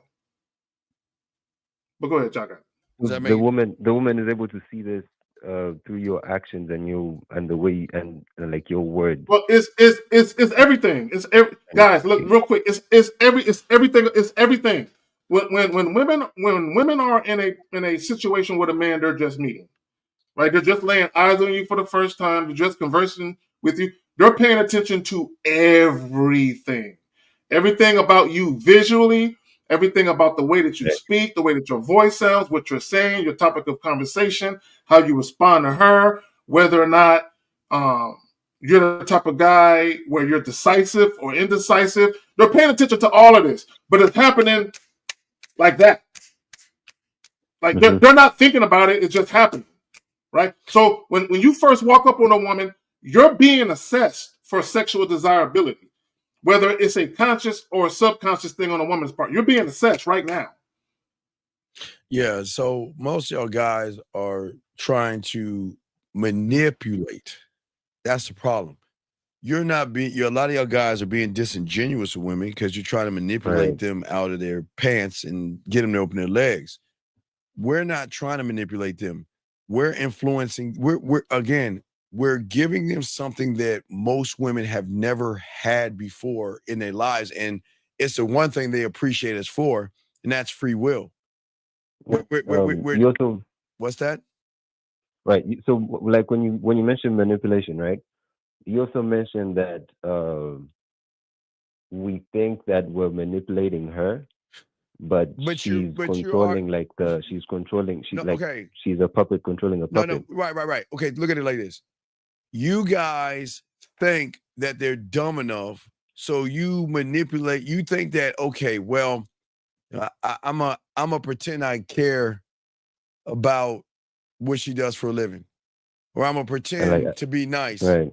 Or I'm gonna pretend to be a good guy and buy flowers and stuff. Wait, no. But the moment you say that, she's already got the influence on you because you're looking at her and saying, I got to do this to her. So she's already got you. So what we're saying is that why they fuck with us is because we're not playing games. I don't know. Zach, maybe we lost fucks given somewhere Okay, along. and that's another thing. When I talk to women, and here's the thing, and guys really aren't gonna get this. Yes. Within your conversation, you have to hit so many different points within a woman's brain. Okay, and this is what I mean by that. You have to display that you're not the type of guy for no play. Right? Where you command respect, you ain't about no bullshit, you on your grown man shit. You have to display that. You have to display a level of patience. You have to also display a high degree of confidence, self-assuredness, a sense of direction. You're a man with a plan. You know what you're doing, right? All these different things. Steve, real quick, can you bring up the comment from Douglas? Not funny at 8:28. I just want to respond to what he's saying. Caller, give me just a moment, brother, if you don't mind. So he says, I read somewhere, he's talking about women. I read somewhere they think within like 20 seconds of meeting you. I don't believe there's an exact time. I believe it varies. This is what I will tell you. And for any woman listening, feel free to chime in. For some women, it could be 10 seconds, 20 seconds, a minute, 2 minutes. This is what I believe. I firmly believe this. If a woman has a 3 to 5 minute conversation with a man that she just met, she will know by the end of that conversation if that's the type of guy she might want to get some pussy to. Right. 3 to 5 minutes. It don't take women that long to figure it out. So, and if you think about it, Matthew, you asked a good question, man. Check this out. And so, okay, we don't just make them feel sexy, okay? We make them feel like they're chosen, like they're lucky. Like, I don't think you understand. Where you feel, okay, you guys feel you're lucky if she talks to you or wants to go out on a date with you. We, on the other hand, we are offering ourselves to them, and if they want to pick it or take it, they can. You see what I'm saying? They know that when we talk to them, for some reason, they say, I don't even know Carrie. I don't know Kate. The woman like, I know nothing about Kate Sagan, but God damn it, this is not about rapport, and this is not about persuasion. This is not about mirroring the woman. No, this is something deeper that she says, I don't know Carrie. I just met him, but he fucking gets me. Like, and she's like, how does he even get me when he doesn't even know me? And some people hit it off. That's sorry. Caller, let me ask you a question. Caller, let me ask you a question. Caller, hold on real quick. Have you ever met a woman that you've been talking to for like maybe 5-10 minutes, and she will literally tell you, it feels like I've known you forever? You ever had that happen? Who, me? Nah. See, some women you just hit it off with. And let me just say this real quick. There will be times where some women are instantaneously sexually attracted to a man, meaning that man had them at hello. Like as soon as that man walks up and introduces himself, the woman is like, oh my God, he can get it, right? But when we talk about reality, not many guys will ever experience that. Okay, most guys will never experience a woman who wants to fuck them right now. Okay, and let me just say this real quick, Steve, in closing, because I want to be clear, because I don't want guys to misconstrue shit. When you very first meet women, even if a woman knows that you're the kind of guy she might want to have sex with, that doesn't mean she's going to fuck you that night. She could, but she also couldn't. So just because a woman is feeling you, don't mean she's fucking you that night. Right? It doesn't guarantee that. But go ahead, y'all got it. Yeah, see, the thing is that, okay, so a lot of women don't like fall for us. Okay, a lot of young men have it in their head that they've got to do certain steps to get a woman. Like, I don't know, get their friend. I mean, it's like y'all have this book, right? All this friend stuff and all this other stuff. No, okay.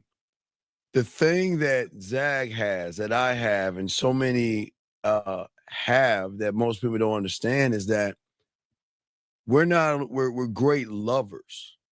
And a great lover knows how to listen, not just to respond, but sexually respond. We know how to lock in on our eyes, not to make contact. See, you lock in to make contact. We lock into her to pull her in. It's two totally different things. We know how into you. Pull her into. Okay, you're so busy in her world. How can you pull her into your world if you're always in her fucking world? How So, go ahead, Zach. So caller, there's see, a woman could be curious about you. There could be some interest in a very genuine way, but how you interact with her could literally captivate her. Yes. She might not necessarily be captivated initially until you start talking, and she's like, ooh, because now you're piquing her curiosity, intrigue is there. And here's the thing, and I've said this, when you make a woman feel a certain way in your physical presence, and she likes the way she feels, she yearns to feel that again. Right. So the feeling would then like result into her recognizing the the feeling is what makes her want to further the interaction. The feeling is what makes her want to say whatever he wants to do, I'm gonna do, because she wants that feeling. She don't want it to go away. Okay. Yeah. Okay. So, Okay. so So I want you to think of it. I want you to think of it like this, big dog. Like I was saying. Okay. Mm-hmm. See, you guys offer women things, right? Mm-hmm. We don't offer them anything. Again, as Zach, I tried to explain him yesterday. Look, Matthew, I said it yesterday, Zach, you would laugh at this one. I was talking about yesterday, Matthew. Check this out. So I was saying, when y'all talk to women, sometimes women, before they want to give you some pussy or do something, they're going to use a company line, Zach. Please don't hurt me.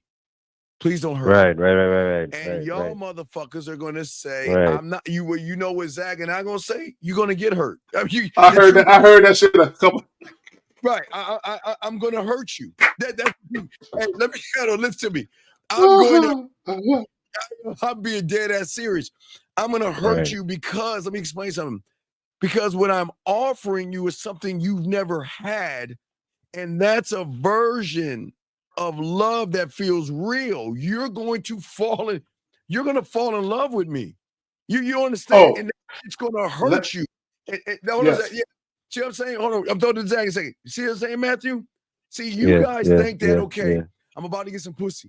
She says, well, you know what? Please don't hurt me. And you like, okay, well, no, anything you want, baby. Right. Yeah, then baby, you change up and you change it up moving. because you think that if you don't, we tell them okay, I'm about to throw this Zag. We tell them straight the fuck up. Not only am I going to hurt you, this is how arrogant we are, and they love this shit, Zach. Not only am I going to hurt you, I'm going to be the cause of your fucking pain, but I'm also going to be the cure. You're going to hurt thinking about me because you miss me. You're going to hurt thinking about, we're going to hurt you. As a man, we will be honest with them. I'm going to hurt you. That's inevitable, Zach. Word for word. So hold on, caller. So this is what I want y'all to understand. This is why when we talk about date multiple women the right way, being a player or dealing with multiple women, there are going to be women that are disappointed. Their feelings are hurt because they want a certain role in your life. Yes, they're just unqualified for. Now you're not going to tell them you're unqualified for that. You don't want to hurt a woman's feelings on purpose, right? But at the same time, when you're dealing with a lot of women, bro, not every woman can be your main chick. Not every woman can see you 3-4 days a week. Not every woman can go on trips with you. Not every woman can spend a night, bro. So there's going to be some women who really, really like you, and they want more than just your dick. But you're like, nah, baby girl, that's all I got for you. All I got is enough time to fuck you, and the only thing I got to loan you is some dick. But I'm gonna need that back in about 30 minutes, right? But that's why being a player is not for the faint of heart, because you're gonna be talking to women, bro. I've had to tell women I've literally had to tell the chick exactly how I'm about to say it. And when y'all listen to the Real Game No Theory joint, I talked about it then. I had to tell a chick straight up, look, we don't date. We fuck. That's all we do. When you get horny and I'm available, I'll come through and break you off. When I get horny and you're available, yeah. I had to tell a chick this to her. Yeah. You know what I'm saying? And it hurt her.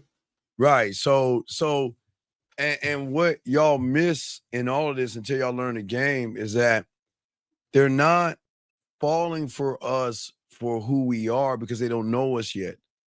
They fall for who they think they're going to become when they're with us. Do you see what I'm saying? They because they've never, all their life, and Matthew, no disrespect, okay, Matthew? No, it's all good. It's Come all on, you good. are, because I want to be honest. I keep it a buck. I'm not trying to be mean, Matthew. All respect. Nah, it's all good. They only know you, your kind. Right. That's all they know. Right. That is all they know are guys like you. With no disrespect, you're learning. But they learn guys that lie, manipulate, deceive, who are thirsty, and make everything about pussy. They never run into motherfuckers that make it about the dick. That's rare. That's as rare as like a chupacabra. I mean, that shit is like this monster or a Sasquatch. A six-leaf clover. They've never met somebody that was so experienced in the bedroom and so arrogant, but only few do that to make it about their dick. No diddy versus run behind pussy. Yeah. You used to do. Zach, you got it, man. Yeah, no. Let me say this because I want to hold on real quick. I'll pass it back to you because I know y'all are on a different topic. I want to go back to something that I said. I want guys to understand something. When I told that young lady what I told her, like, no, we just fuck, we don't date. It hurt her and she was upset. Now, most guys wouldn't have did that because they would have been worried about the chick, not wanting to fuck them anymore. I didn't care about that. Right? I was more concerned with her understanding her role. And I was more concerned with her understanding the boundaries and what type of relationship we had. I didn't want her to be confused. So I had to unconfuse her. It just so happened in my midst of unconfusing her, I was extremely stern and she took it some kind of way. Now, call it peak game. Do you think she kept fucking me? You think she kept fucking? You said what? Yeah. She stuck with you. Hell yeah. But guess what she did though? And this was so funny. Let me just say this. I'm gonna pass it back to Steve. See, before I told her what I told her, when she would come over, she would jump in my arms, she would be all happy to see me, right? Kissing all on me, right? But when I told her that, she would just walk right past me and go straight to the room and get naked. And what do you think I did when she did that? I laughed at her. I laughed at her and I said, you ain't got to talk to me. You still giving up that pussy though. You know what I'm saying? And she would be like, shut up. And I would go to the room and fuck her ass and send her home, bro. You know what I'm saying? So does that true story? But go ahead. Is what we're saying? Does that make sense? Yeah, but you just said that they fall in love with who they think they'll become with you, like who they'll how they envision themselves with you, right? Yes. Kim, we'll ask you a question in a second, big dog. Be patient, Kim. Wait, would you ask, big guy? I'm sorry, would you ask? So you said that the woman falls in love with the idea of who they will become when they're with you. Because they don't know. And that's because of the experience that Matthew, you guys, please understand their reality. Matthew, okay. All they know is they think their pussy is special. All they know is that everybody wants to fuck them. All they know is that they don't have to do nothing until they meet him. Yeah. And then when they meet him, they've got to begin to change their mindset. They have to change their interpretation. They've got to change how they move. And let's listen. And here's the weirdest part. Before I throw this at, it's the weirdest thing. They cannot handle truth because all they are used to are lies. Oh, okay. Right. They can't handle free will. They don't. Have you ever? It's like It's like you see those shows where they find like a little squirrel or something, like a little baby, and they mend it to life and all that other stuff. And they try to open the door and let it free, Right. and they like, no, Right. I like it here. Yeah. They've never been with somebody to say that you don't have to be here. Watch this. I am you. Listen. Wait. What do you mean? You're not gonna be insecure. You're not gonna run behind me. You're not gonna question where I'm going. You're not going to get mad at me. You're not going to throw things in my face. You're not going to use me. You're not going to lie to me. You're not going to manipulate me. You're not going to deceive me. You're not going to play games with me. You're not going to beat around the bush with me. You're going to be straight, clear, concise. Wait, what the fuck? Huh? Listen, wait. Right. All that. Wait. Huh? Do you understand? That's what Zag and women are like. There can't be anybody like that. It doesn't make any sense. There's nobody out there like that until they meet that guy. That guy, Yeah. Until they right. meet that guy. And there's something. See, like even when I told the young lady what I told her, she stuck around for a while. I mean, I think it's probably another year or two, and I was still fucking her. She stuck around for a good minute. But my point is there is something in my estimation. There is something inherent within women where sometimes they need a man to kind of put them in a place from time to time. Okay, and tell them the truth. And just let them know, look, this is what it is. You can fuck with it or not. Because they're not really used to many guys doing that. Because this is what women know. They know most guys are going to say and do whatever to get the pussy. Right. They know most guys are going to do that. Right. This is what they know. So they're not. So real quick, so they're not used to most guys having the attitude of keep your shit. I don't give a fuck about your pussy like that. They're not used to most guys having that attitude. Like even when I told the girl, look, we just fuck. That's all we do. Right? I'm just letting her know we're not doing what you want to do. This is what we do. And that's it. Right? So even with that, right, she might have felt some type of way on the surface, but deep down inside, she needed a man to tell her, hey, this is what we doing. Be quiet. Right. Go ahead, and I want you to think about this, Matthew. Think about this for a second. Okay. Right. Now, what if I told you that's the first mind-blowing reality and algorithm shatter? Zach, that's door number one. That's on the front end, all right? Yeah. Now watch this one, Matthew. Mm-hmm. Now, you already know that's going to fuck her up. Everything I said, like, and then it all comes true. Oh, my God. He doesn't run behind me. He's not insecure. He doesn't beg bar. Now, let's move to, I'm going to hit door number 2 and throw to Zach, and then I'm going to go to door number 3. Now, then when she interacts with us, the interaction with us, where she's saying, "What? Wait. He's invoking emotions out. He's like, he's pulling shit out of me. He's funny. Right. He's witty. He's smooth. He makes me think about things. He makes me miss some Zag. Now that's door number 2. He is making me think that, oh my, wait, who is he? Who is this guy? He's just so smooth with his words. He knows what to say. Hey, Matthew, watch this. Because remember, her mind cannot comprehend a person that doesn't ask fucking questions. I don't. Yo, and Steve, look, Steve. Let me say this. And I talk to my clients about this, behind the scenes. You never ask women questions, but there is a way to inquire about information you need to know. Yes. Okay, let me say that shit again. You never ask women questions, but there is a way to inquire about information you need to know. Yes. And it's all in a way that you talk. Because just a real quick example, right? Let's say you don't have your own place to fuck. And let's say maybe your money kind of funny, you can't get a hotel room. Which, guys, look, if you ain't got a place to fuck and you can't get no hotel room, you better have some goddamn game and a mouthpiece. It's going to be very hard for you, right? But let's say you got a little ism to you. You ain't got a place to fuck and your money kind of low. So you're talking to a chick, so you need a place to fuck, right? So there's a way where you can inquire about her living situation without appearing nosy. Because you don't want to come up to her, so do you live by yourself? And you asking a woman that she just met you, she can be like, why the fuck you want to know that for? You know what I'm saying? Because it's all about placement and timing of when you say certain things, right? But there's ways you can inquire and get intel about things that can help you. Now, here's the thing, though. Now, keep what I'm saying.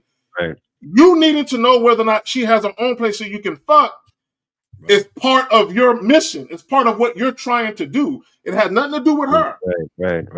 Right. But y'all So what I'm saying, so I'm okay. So that's door number 2, right? Okay, because like Zach. Okay, now remember what Zach is saying is that we don't speak to women. We don't talk at them. We seduce them with our words, rhythm, pauses, the depth in our voice, the range in our voice. Okay. So that is already this third, that's the second level of a mind fuck. Okay. That's the now watch it. Now watch this. Now, what do you think happens when they want to play with their pussy for a person because of his words?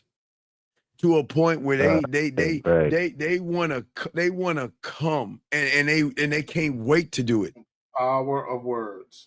It's just the power of your words. So power of words. Your power of your words is real powerful. So that's what I'm saying, Matthew. There's so many layers to what we're trying to show y'all, because see, y'all are doing it the wrong way. Y'all are okay, Matthew. This is what you used to do until you started learning the game. You're trying to force a square peg in this round hole. You're trying to force that bitch in. You know what I mean? Yeah. And let me say this real quick. When we talk about the power of words, and this is what guys got to understand about the power of words. If a woman is not attracted to you, your words ring hollow. I don't give a fuck if you're rhyming every other word you say out of your mouth. Here's the thing about having a mouthpiece and all that type of shit. When a woman is attracted to you, even if you don't know it, because sometimes the woman might be sexually attracted to you, but she might not say anything and she might not show it necessarily. But the way that you speak to her, it compels her to want to show it. Right. You entice her to want to show you what she's thinking secretly. That's what the mouthpiece is about. It's to get her to come off that shit you need to hear. Yeah. So Matthew, so think about this. There are women that you can probably manipulate and fuck, and they just lay on the bed like a corpse and just lay there, right? But then there's another side that we're trying to talk about, when she wants to fuck you because she really feels she has to, needs to, or wants to. She has to see what this is all about, because it can't be that good. Because let's do the math. Let's make the math up. He came out. He said everything. Right? Yeah. Right. Right. Everything he said. Wait. Watch everything he said from the beginning. He like Zach said, he was all about his word. He never swayed from that. He never was disingenuous. He was always open. He was transparent. He never ran behind me. He never showed me any. Okay, check. He did all those things. Then the second level of the conversation that we're having is that I lose time. I wake up thinking about him. He's a thing I think about when I go to bed, and I shouldn't be thinking about him. He's a thing I think about when I wake up in the morning and all through the day. Fuck, who the fuck is he? Right? Like, okay, you know what? Nah. It can't be this real. It can't be this true. And it can't be a guy like that. So you know what? Let's see what that dick do. And I don't mean what that dick do. Sometimes say, let me see what that dick do. So then we get him on the phone and show him what that dick can do. That's enough of a pull. So what I was saying, Matthew, where most of the guys listen to the show go wrong and they don't realize it. Zag and myself and those that have game, we create experiences. We don't run behind them. Matthew, before you started becoming a student, you were running behind her pussy because of her experience she can give you. Yep. We're saying Like a problem. right. We're saying there's a different side of the fucking coin, and that different side is that I can give you an experience of what it's like to be with me. And Right. and Right. the beautiful thing about my experience, your mind, remember, hey, Matthew, every woman out there, unless they had a piece of us, they don't know this. This is the secret, and they don't know. Their reality is based off of, I say, Matthew, guys like you, it's no Like disrespect. yeah. It's But all good. when that's why we always say him, when they meet him, when they talk to Right. him, when they think about him, there are things that he's moving in her. There are things that he's Right. making her feel on the inside where she, without that person in her life, and I'm not going to say her life is terrible, and I'm not going to say her life has no meaning or anything like that. It's just she begins The to miss excitement it, is no. miss the excitement. Like Zach Right. said, miss the conversations. Like Zach Right. said, we don't have to ask them a question to know about him. You want to know why? Because when you're him, you don't have to ask what she does and all this other stuff. She's going to share that with you. She's going to share her ups. She's going to share her downs. She's going to share her in-betweens. She's going to share her nasty thoughts. She's going to share her fears. She's going to share her insecurities. You want to know why? Because she feels sexually safe with you, because she's saying that for the first time. I've never met anybody, but watch this, watch this. But here's the catch now. I want him, but I can't have him. So now watch this. And hey, you know what? And my morals, now remember, her morals come from your side of the street. Right. My morals say, fuck that. You know what? I'm not that kind of woman. And you know what? I like everything that's going on between us. So you know what? Whether it's Steve or anybody in the thing where she says, you know what? Hey, let me use BMG. My dog BMG.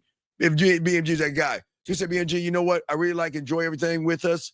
And I don't think it's going to work out because, I want a one-man guy. Right? Now, watch this. Her reality, what does it know? What does he know? The moment she says that to you, Matthew, you guys, no, oh baby, no, baby, it's not like that, girl. I'll give it all up for you, girl, and I'll try to work it. Okay, now she says that to us before she ends it's not going to work out and put that dot at the end of out. We're saying, baby, check it out. It's cool. Hey, listen. You know what? Hey, sometimes things don't work out, and I hope that you find what you're looking for. Hey, and watch this. 2 words. Either it's cool or take care. That's it. And those are the most powerful words, because she's not used to being let go that way. Right.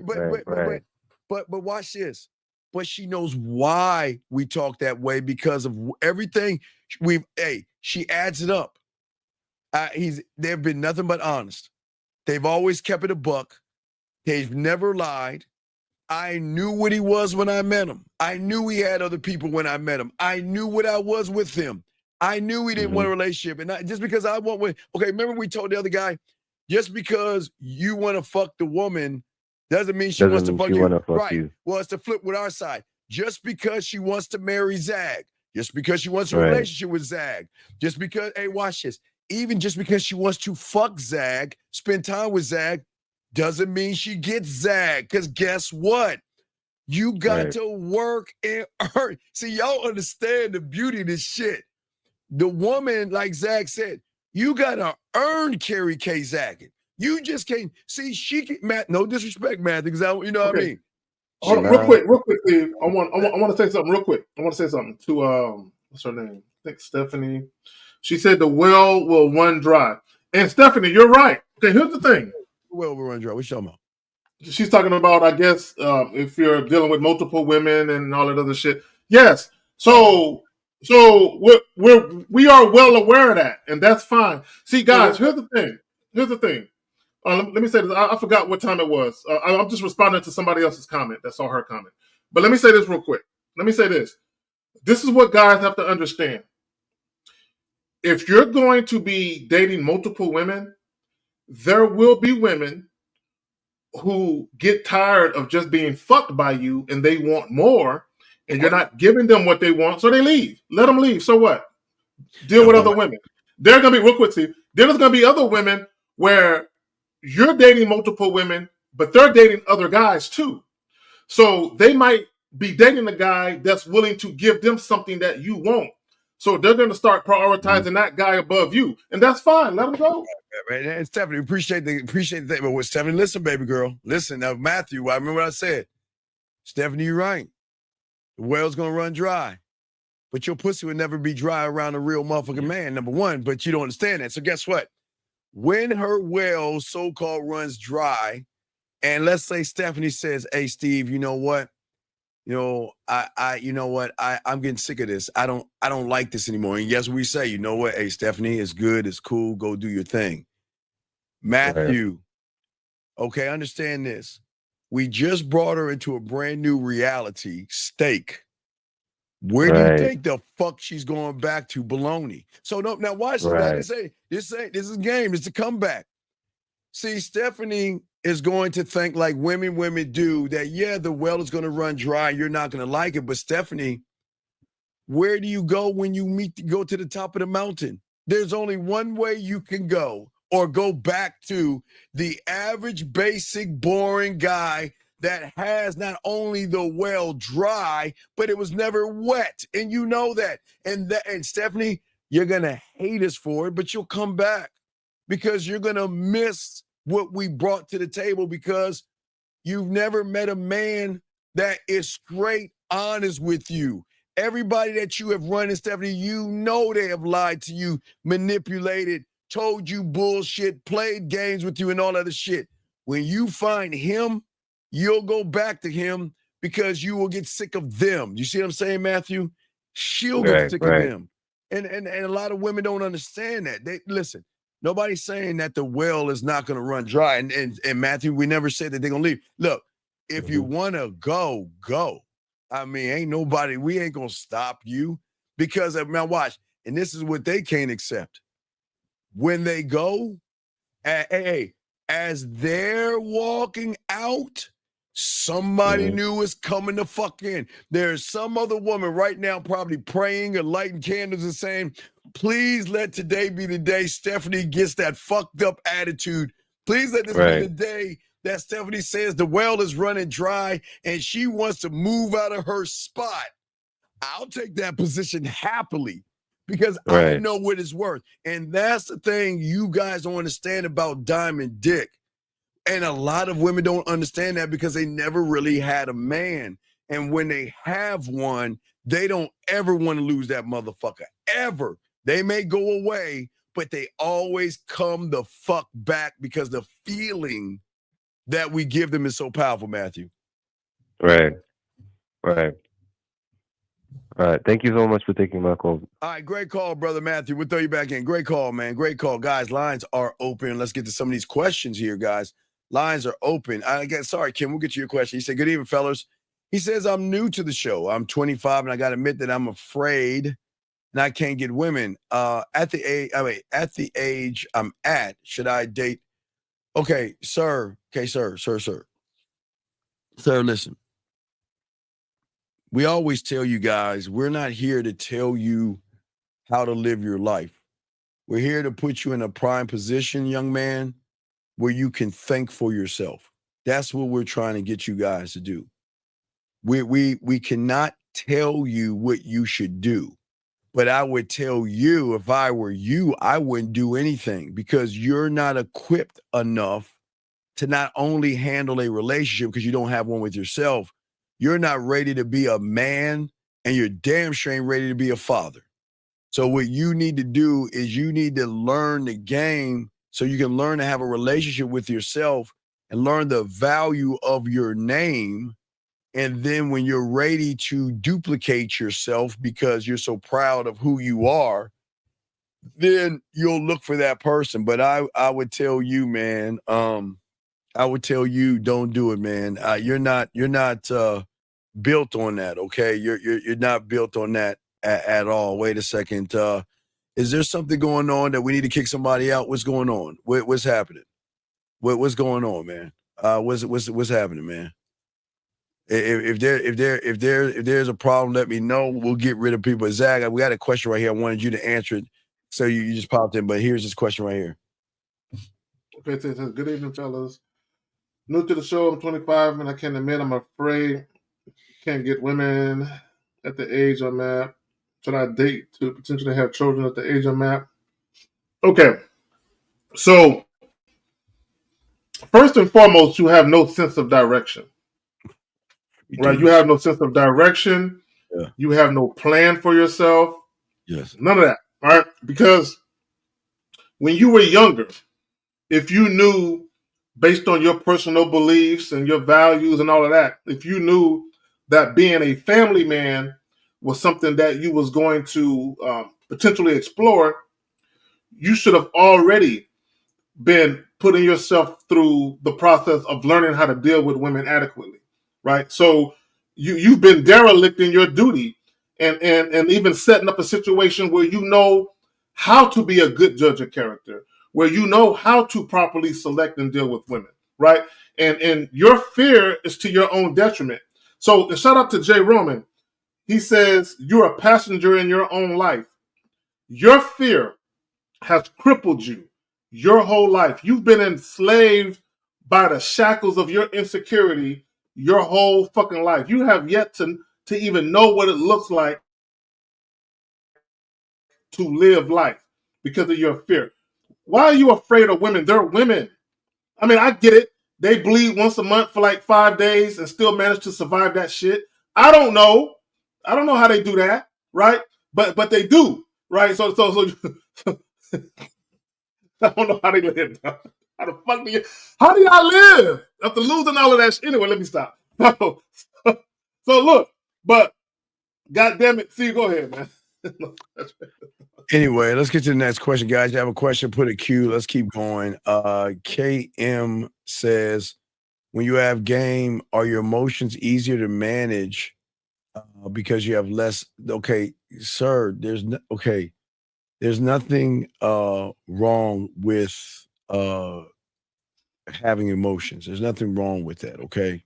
I think the bigger issue is at the end of the day, you're talking about being emotional, dog. You're not talking about emotions. You're not talking about that. And I think that's where the bigger problem is. Zag, do you have something to say to this? Because I don't think he understands. I think he's So trying to look. when you have game or your emotions easier to manage because you have less negative emotions. No. See, this is y'all got to remember when you talk about emotions, sadness, happiness, joy, frustration, sadness, anger. These are all emotions. It's not about being devoid of emotions. You're a human being, bro. You are a human being. You're going to have feelings. You're going to have emotions. Things are going to irritate you or bother you or upset you or whatever the case may be. The key, here's the key. The key is not to allow your emotions to control you. The key is never being motivated to make decisions because of your emotions. Always think it through. Make practical choices. A real quick example, and I'll pass it back to Steve. A real quick example is this. Just because you like a woman doesn't mean, even if you love a woman, that does not mean you should get into a relationship because you love her, right? What tangible value does she bring? What purpose is she there other than how the fuck you feel about her? Right? You got to ask yourself these questions. But go ahead, Steve. Yeah, you have to, and as long as you ask these questions, you'll get the right answer if you're doing it right. But you got to be actually a student of the game to understand what the game is about. Okay, so once you can learn that, you'll be better. You'll be better once you learn that. Zag, I think we're good on questions. Let me see. Yeah, okay, Zag, you continue now. We're good. And shout out to everybody, guys. If you guys have a question, please put a Q. If you guys want to call in, go ahead and call in. We got y'all covered, and we're here to help you guys and chop it up, okay? Let's go ahead. Let's keep going. You got it, Zach. You got the floor, bro. No, again, so what are we talking about? We're talking about dating multiple women the right way. And again, disclaimer, guys, as long as you're dating on your terms and you're getting the joy you want out of your dating experiences, you can date how you want, right? But there are those of you who are attempting to deal with multiple women. And there are those of you who try. And there are those of you who will endeavor to deal with multiple women. And there's the right way and the wrong way. The most important thing, though, and Steve, you alluded to this, is honesty. Just be honest. Just look, guys, you will save yourself a lot of trouble, and you will find that women are much more pleasant to deal with when you don't lie to them. Yeah. Like they're very pleasant to deal. Now, they might not necessarily be in the best mood when you tell them the truth either, but they're less likely to be on bullshit when you tell them the truth versus when you lie to them. I mean, I'm just. Well, you ain't got to ask me. You can ask them. Right, and they're not gonna like that. And Zach, they're not gonna even like the truth. Again, guys, they're not gonna like it. But gentlemen, I'd rather her say no versus you lied to me, you deceived me, you played games with me, and that's gonna cause a whole world of another problems for you guys out here versus just just keeping it a motherfucking buck with these motherfuckers, Zach. That's all we're saying in all this, man. You got it, Zach. Yeah, and let me say this. I've never had my car keyed. I'm spitting shit out. I never had any one of my cars keyed, windows busted out, tires flattened. I never had any of that shit happen. Yeah. And part of the reason why is because now I've dealt with some crazy bitches. Like let's not. Well, we all have. Yeah. I've dealt with some chicks that like I've literally told one chick, I said, look, I don't know what kind of medication you supposed to be on, but you need to find out what the fuck you need to be taking to get on that shit. I can't fuck with you no more. I told the chick that shit, I'm like, you need help, something wrong. You know what I'm saying? And I don't know if it's hereditary or not. Don't have no kids. I told her don't have no kids. But anyway, here's the thing, and this is what it boils down to, and I've said this as well. You want to uncomplicate your life as much as possible. And when you deal with women, when you have no discipline in your life, women can cause you to lose focus, right? And Steve, I had a client who admitted to me that he felt like he was losing himself in a woman. Yeah. He said, Zach, I had to shake myself out of that shit. I felt like I was losing myself. And that's what happens when you're so fixated on pussy and you're so worried about what the woman is thinking, you're so worried about upsetting her and angering her, you're mainly motivated to say and do things to make sure she don't get upset. And women can tell that you're doing it. Women, when you are a people pleaser and all that type of shit, women know when they see you. When they come across you types, they know who you are, and they're not going to respect you. I'm telling you right now. But go ahead, Steve. Absolutely, guys. If you have a question, go ahead and put a Q in there. We got y'all covered. Lines are open, guys. We're only going to be here for another about 45 more minutes. 45 more minutes. Let's to the show. Old Man Game is going to be tomorrow, guys. If you have a question, go ahead and ask. We're chopping up. And Zach, we are talking about doing it the right way. Zach, what in your opinion is where guys go wrong? What do you think? I mean, because they do things the wrong way, but what would you say is one of the biggest things that they're doing that really hurts their chances to set things up with women? They make everything about sex. Damn. No. Here's the thing. We're all warm-blooded, heterosexual individuals. We all like sex, but we're not ran by it. A lot of guys, your lives are ran by sex. And what I mean by that is you spend too much time, effort, energy, and even money trying to secure women, right? You spend a whole lot of time lying and doing a bunch of other goofy shit, all in the name of sex. Now, as much as I enjoy sex, I understand that sex from a woman is the lowest form of investment, Steve. It's the lowest, like, the value of a woman is immense. The value of a woman is immense when you know how to tap into here. And you have the power of influence. there is nothing a woman who isn't about you isn't willing to give you, right? If she's about you. But when you're so focused on pussy, women are never going to want to show you that side of them. Steve, they're never going to bring their A game to a pussy fiend. You're not going to get a woman's A game. Why would a woman give a pussy fiend her A game when she says, you're subdued by pussy? I don't need to do anything. You're just cool with me being here on your arm, fucking you every now and again.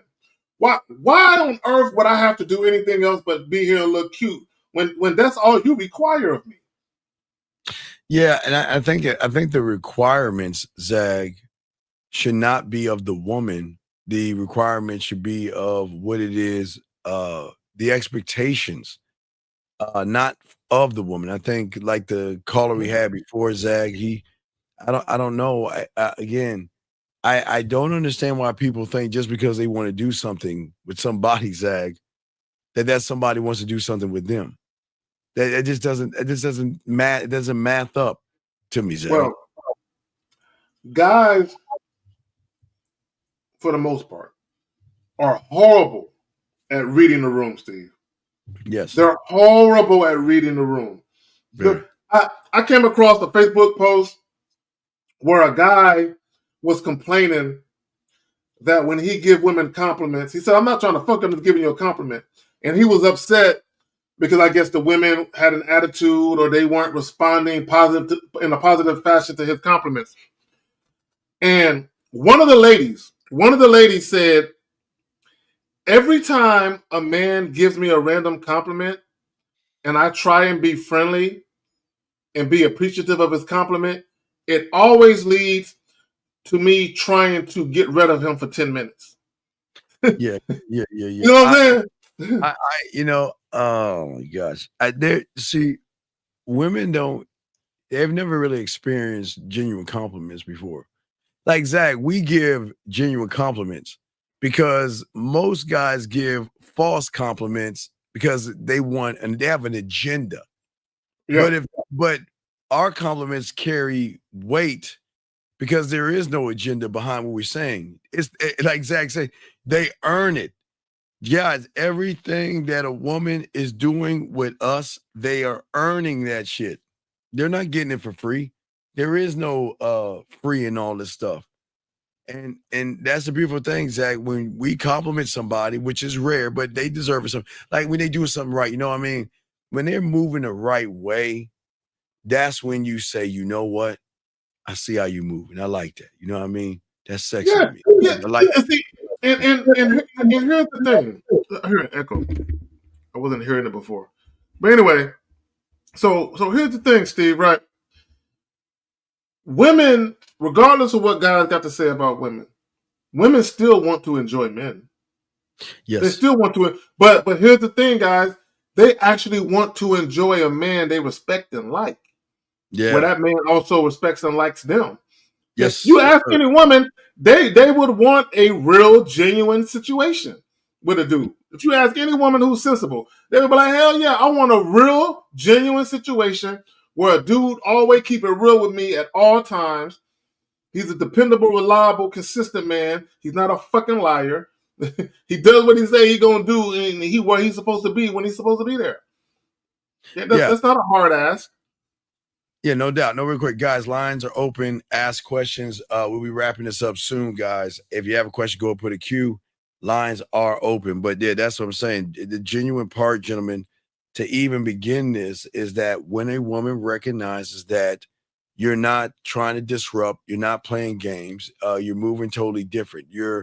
What you're actually doing is that you're not being dramatic. Women know dramatic, okay? You're not turning something down. Let me grab this call. Area code 7760. What's your name? What's your question, sir? Up. What is your name, sir? And what's your question? My name's Eddie G in the chat. Is who in the chat, sir? What's your name? I'm in. Okay, sir. Can you please fix your phone, dog? What is your name? Yeah, Eddie. I'm in the chat. Can you hear me? Okay, Eddie. What is your question, buddy? Yeah, I have two questions if that's okay with you guys. Sure. What's going on, Eddie? How can we help you, brother? Okay, so it's kind of on topic of what you guys are talking about. Eddie, you can I know ask you guys. off. It's okay to ask off topic as long as you ask questions about yourself, dating, women, or sex, and don't bring up other people and stuff. You're good. So, what's your question, buddy? Okay. What's up? What's up?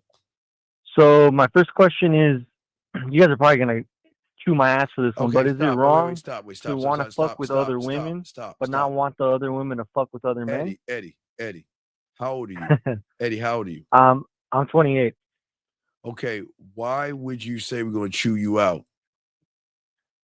Because I think I'm from hearing the show for a while now. No. Okay, so Eddie, Already. always be confident in what you talk about, even when you're asking questions. Always ask it confidently and assertively.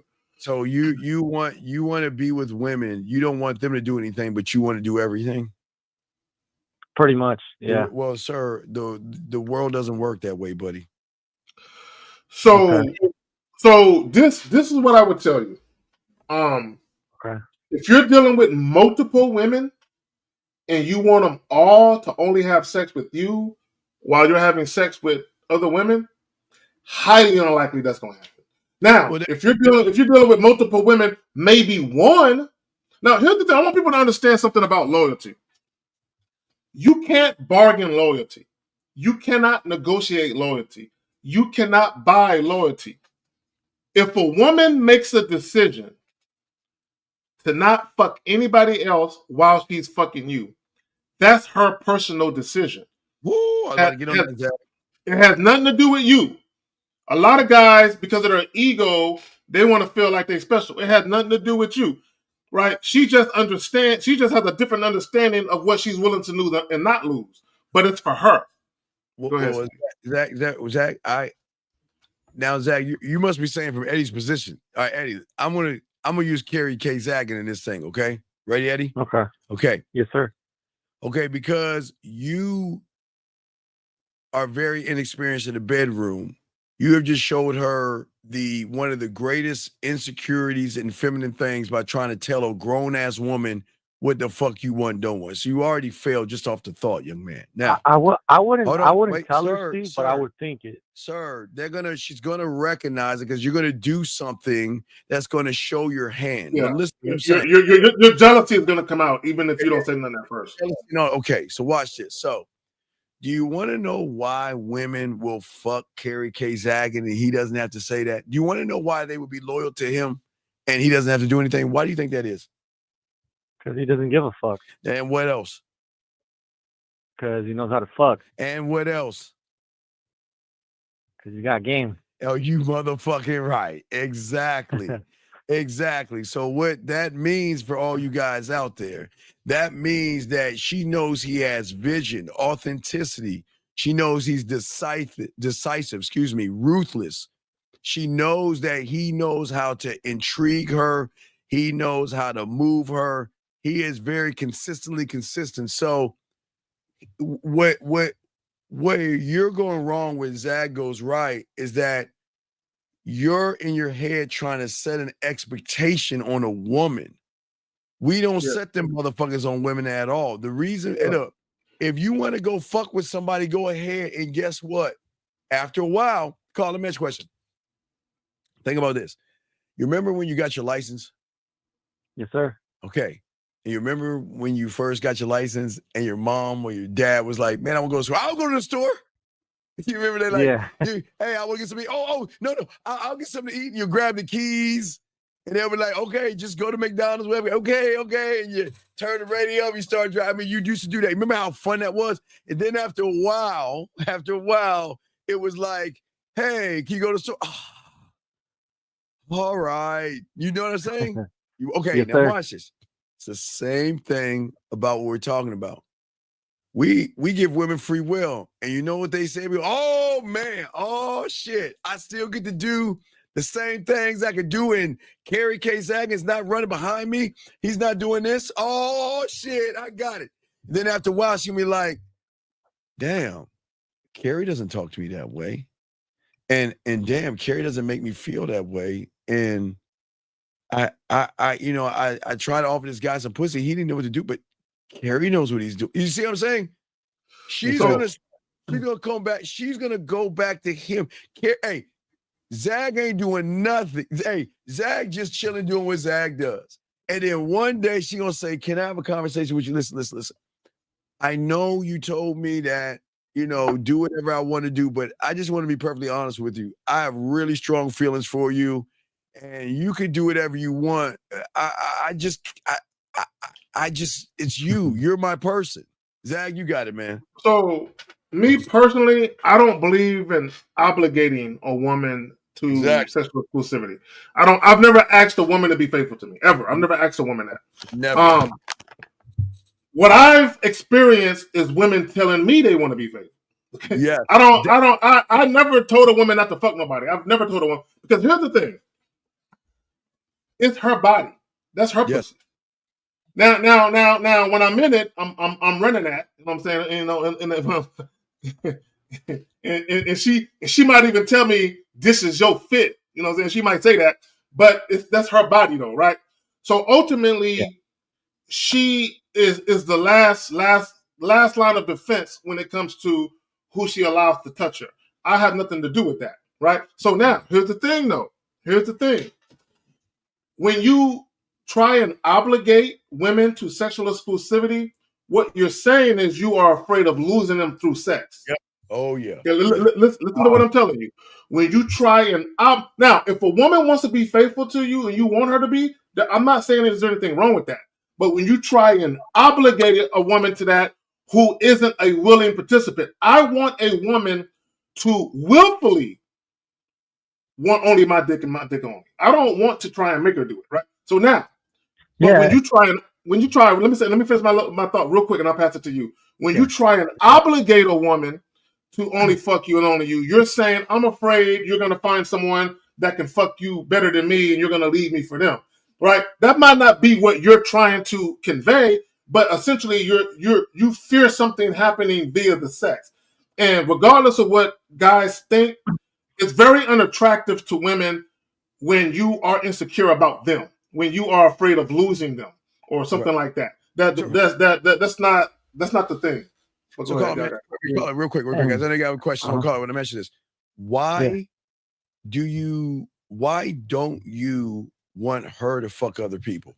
What is your why? Like, I understand you saying you want to fuck other women, but you don't want her to fuck other guys. So what is your reason why you don't want her to be with other people? If I'm being completely honest, there's probably some insecurity in there. And I know there is. I'm just asking, what is your? There always is, sir. Yeah, but what is your reason why? What is your reason why you don't want her to see other people? Probably that's just insecurity. Okay, and it's not about no. And this is not laughing judgment, because like what Zag is saying, you want to, like Zag said, listen.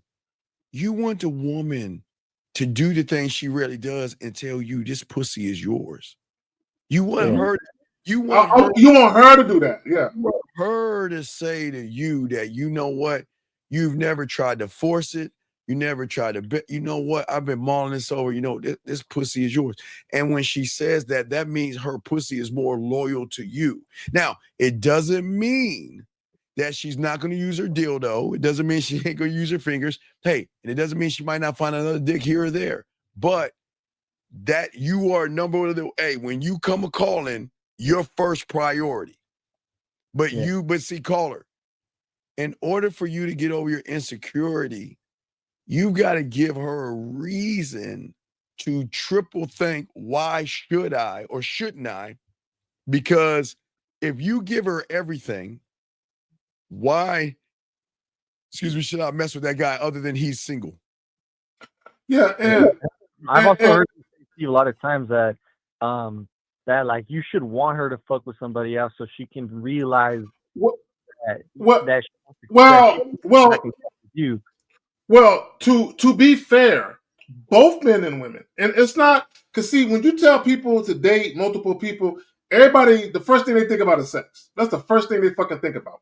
Yeah. It's not, I mean, it could be about that to a degree, but it's not really about that. What it's really about is you comparing and contrasting, right? what it's really about is you not putting all your eggs in one basket and rushing into a bad decision with one person you just met. What it's about, and here's the thing: when you date multiple people, if you got people treating you different ways, you got people who are prioritizing you, you got other people who are treating you like an option.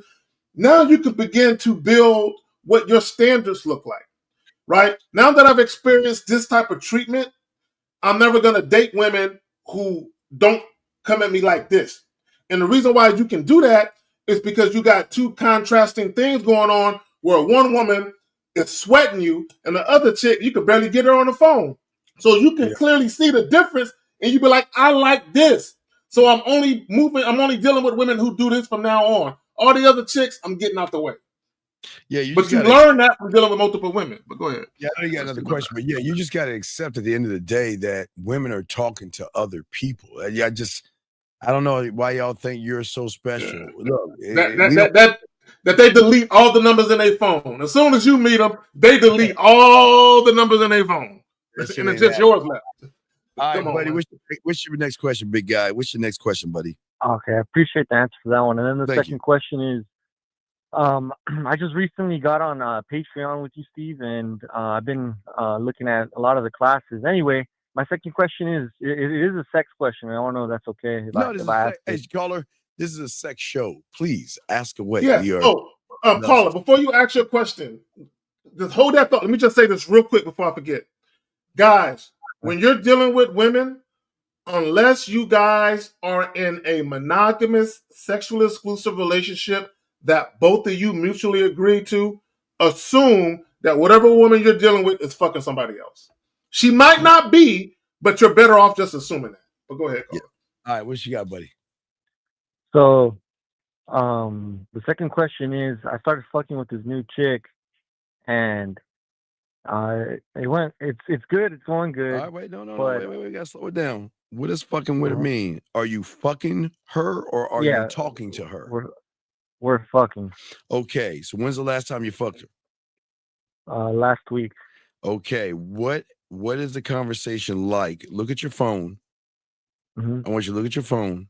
What I want you to do, I want you to read to us at the day. Okay, when's the last time you got the pussy? When'd you get it? Yeah, last week. I think it was like Thursday. All right, what was the date? I don't have my calendar. So it was Thursday. So read Friday up to this point. What were the conversations like? It should be the 10th. The 10th. Look for the 10th. All right, the 10th. So Friday of last week? Yeah, because everything. Remember, y'all. Okay, young man. Everything matters in the game. Everything you do is going to set you on a course of her wanting that dick, or you going to have to start begging for that pussy. So, what were the conversations you had with her? Okay, let me go back to Friday. All right, let's listen to this. All right, we got you, dog. We don't, because everything matters, big guy. Because a lot of young men just think that just because you get some ass that you don't have to do anything or put any other extra work and shit. You can just like kind of coast. Doesn't work that way. No, not at all. Not at all. So, Steve, were you talking? No, we just wait. Okay, you got the messages, big guy. Come on, what's going on? I'm trying to get to him, boss. Let me see. Yeah. So while you're doing that, Steve, let me say this. And Steve, you're so right. Guys think that getting to the sex is the finish line, and this is how dumb guys are. Yeah, getting to the sex, you're still at the beginning. even after you fuck, you are still at the beginning. You haven't guys. If you don't experience dealing with a woman past sex, you haven't gone anywhere with her. Yes. You know what I'm saying? So that's a whole nother thing, actually managing those situations. Absolutely. All right, what you got for us, buddy? All right, okay. So I said, she said. Okay, go ahead. This was Friday, right after we fucked. Not right after, but the next day when she finally texted me back. She said, honestly, I've never been pleased as good as you did me. Ha ha ha. Seriously.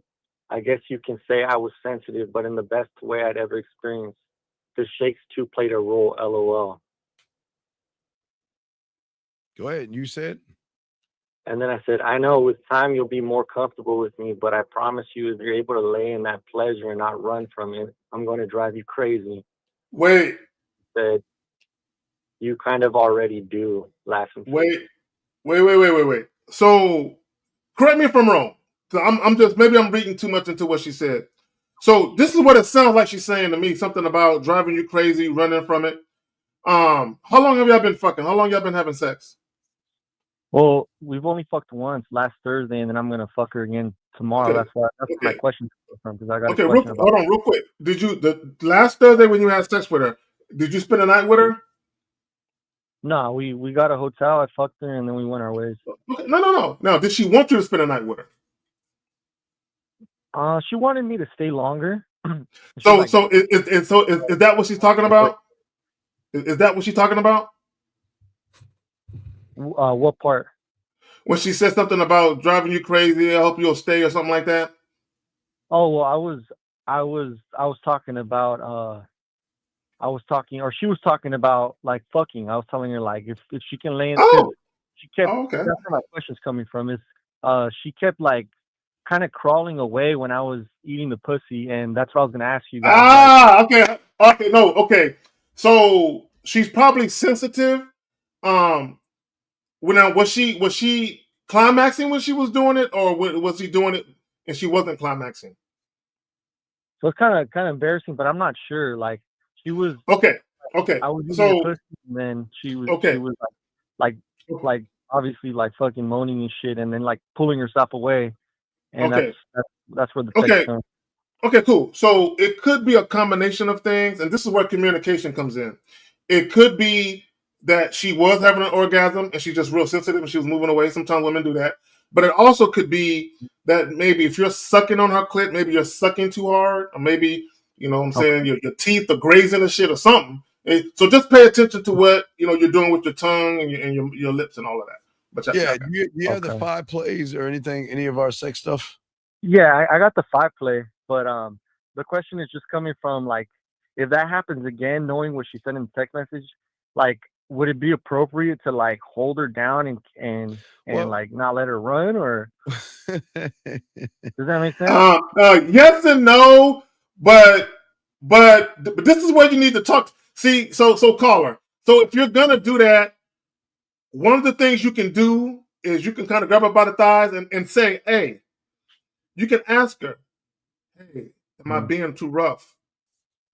Okay. Ask her, "Am I being too rough?" Right? Because again, if she's moving away and you're not sure if she's having an orgasm, it could be because you're licking. You got to remember, women are built different. So some women are damn near like chew that motherfucker off, suck the hell out that motherfucker, suck the skin color off of it, right? Some women can take it.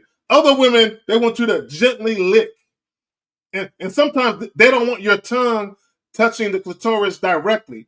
They want your tongue on the side of the hood. I'm giving you game right there. You know what I'm saying? But when you're a pussy eating connoisseur like myself, you know what I'm saying? You just understand, you know what I'm saying? All these different things. Hey, from one pussy eating connoisseur to the other.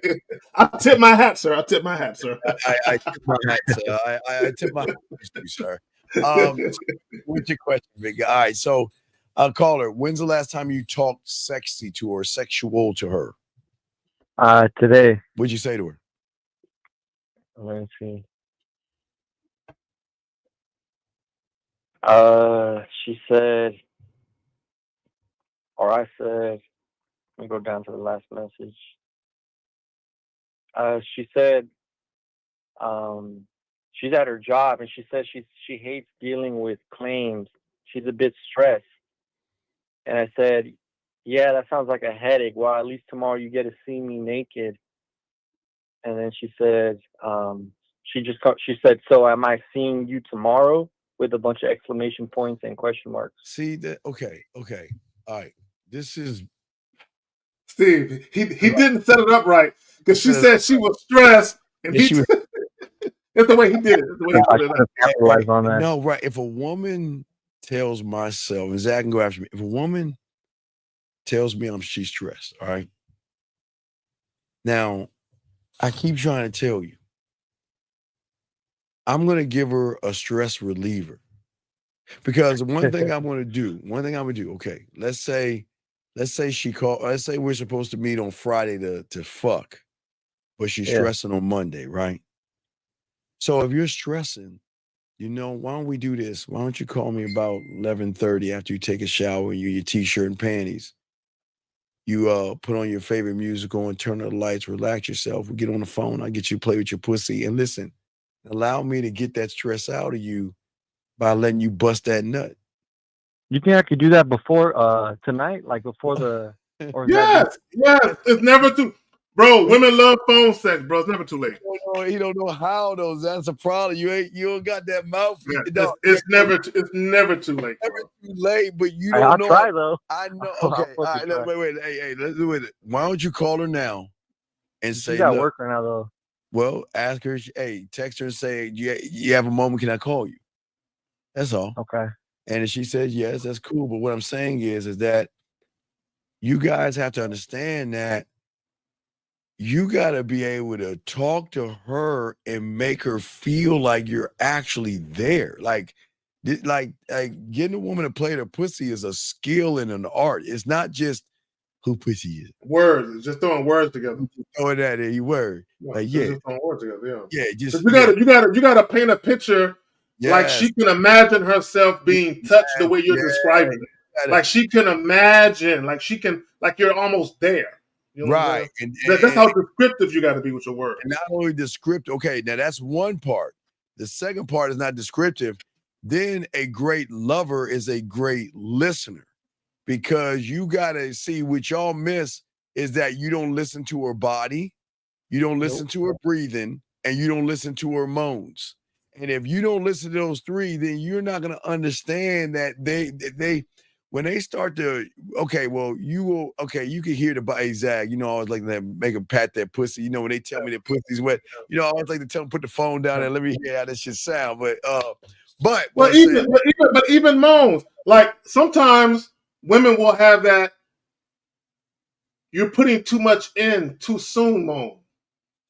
Like I'm not worked open enough yet.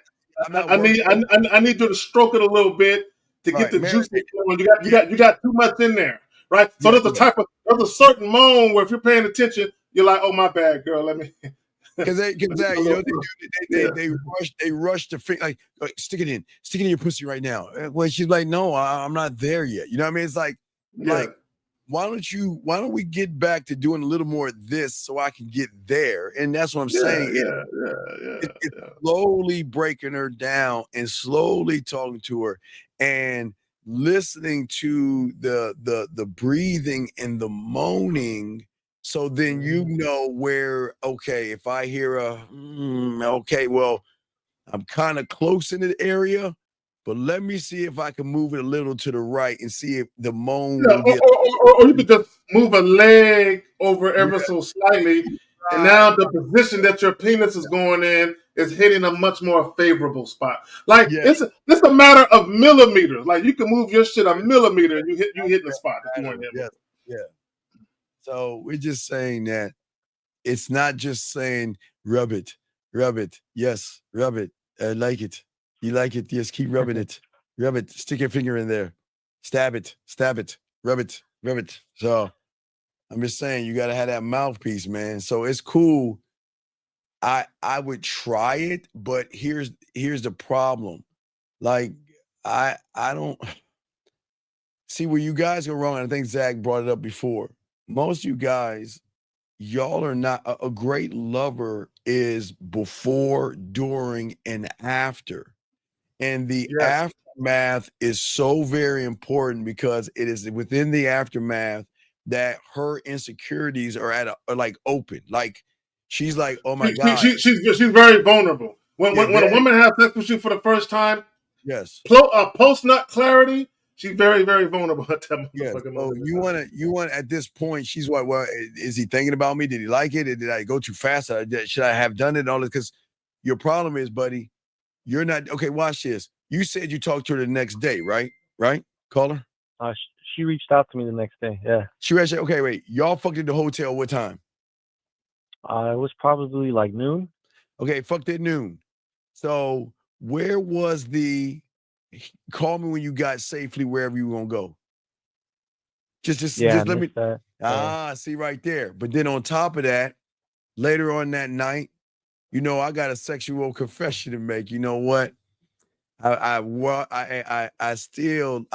just thinking about that scent of your pussy, how nice it smelled, and how I love licking on it. I love how you were squirming. I love how you were rotating your hips. And you didn't do that. You were just like, hello, how you doing? What's going on today? And you So didn't he didn't make her feel sexy. Hold on one second, Zach. Hold on. Real quick, but caller. Before I throw it Uncle Zach. So what I'm saying to you, before I throw it Uncle Zach, is that this is where y'all go wrong. The experience is, yes, in the physical, but the mental carries so much more weight because you want to keep her in that same zone she was in when she was with you. And if she crawls out that zone, that means that, yeah, she got a little bit of dick and it was cool, but there's no excitement behind it. But Zach, you got it, big dog. Okay, no. I just want to ask because earlier you mentioned that she told you she wanted you to stay longer. So when y'all first had sex, did y'all do foreplay and for how long? Yeah, we did foreplay probably for like a good 30, 45 minutes. Like Okay. I've been listening to a lot of the five play and like I like that shit. I So like you doing understand you foreplay can't wait, do you and understand when I tell you can't eat pussy, you see, you know what I mean now, right? yeah, oh yeah, definitely. Right. So but real quick, you thought I was crazy when I said you guys can't eat pussy. You said, motherfucker, you don't know, dude. Is that what you thought? Yeah, shit's definitely art. Now you see the art of why you see why we some arrogant motherfuckers. When you look, let me tell you something. Yeah, your When boy's a you bad motherfucker. when you are a certified muff diver, bro. Yes, I love it. I mean, when you know what you're doing, like you are stamped across the globe. You know what I'm saying? Yeah. Oh yeah. You are stamped. Like Oh, you really know what you're doing. But anyway, let me get back to what I want to say. So when she was talking about she wished you could stay longer, she talking about how long were y'all at the hotel from the time y'all first got there to the time y'all left? Well, we were there for probably a good 3-4 hours. And she still wanted more time? Not greedy motherfucker. Man, tell her to shut up. Nah, I'm thinking you was there for like 30 minutes or some shit. Okay, no. yeah, three. Wait, bro, you giving this bitch marathon dick, or you getting her Olympic African running long distance dick, bro? Are you giving her Zimbabwe dick, bro? Kenya dick? I'm saying I don't, but see, like for me, caller, Zach, I don't mind that. For me, again, if I'm at a hotel, I'm gonna have a little kit with me because I love to give them the aftermath of the experience as well. So I like That's what I was thinking, Steve. I was Yeah. thinking about maybe buying like some coconut oil and like giving her a massage before. Not yet. Wait. But is that? Have you ever massaged a woman before? It's an art. No, but it sounds fun. Okay, no. Okay, let me talk to him. See, real quick. Caller, there's a thing that I refer to as inadvertent. Listen, caller. There's a thing that I refer to as inadvertent behavior. Never introduce anything to women that you can't consistently keep up. If you cannot consistently keep up the massage, if she gets used to it, and you feel like, man, I don't want to do that shit, you're gonna run into some problems. Yeah, so caller, we gotta get some coaching and talk on the back end on that. But yeah, I'm just saying that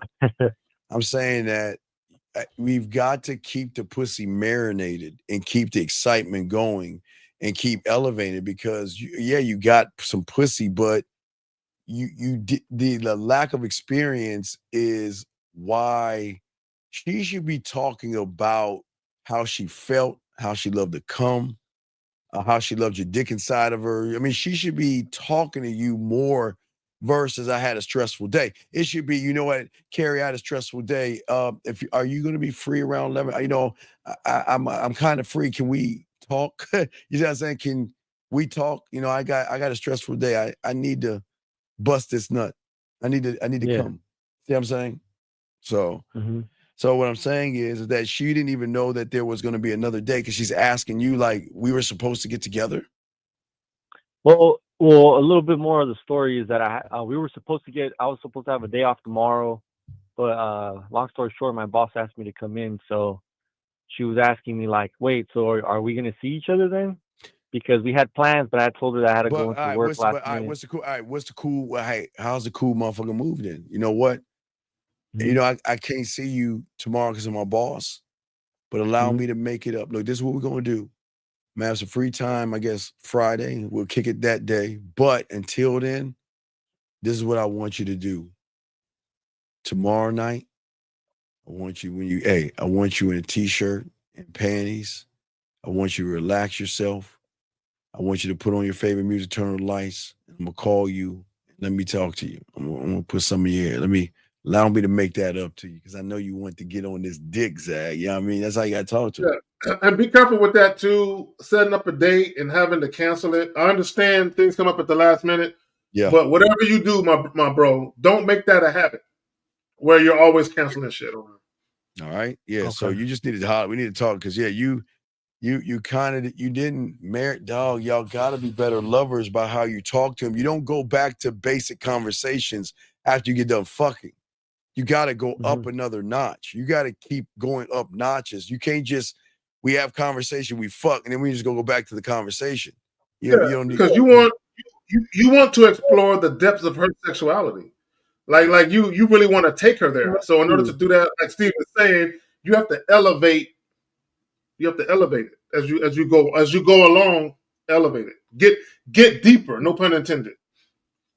You think it'd be bad to set something up before work, or just wait till I have a day off to fuck again? Well, no, wait. You just did 24 hours in a day. You have time. I'm saying, what time do you go to work? At noon. From noon to what? Noon at 9? No, I work 12-hour shifts, so till like midnight. But don't be desperate for it though. Don't be like fiending for it though. Right. But you got 3 days off. Wait. You're like 4 on, 3 off, or something? Then? No, 5 on, 2 off. Okay, so when are your off days? Thursday.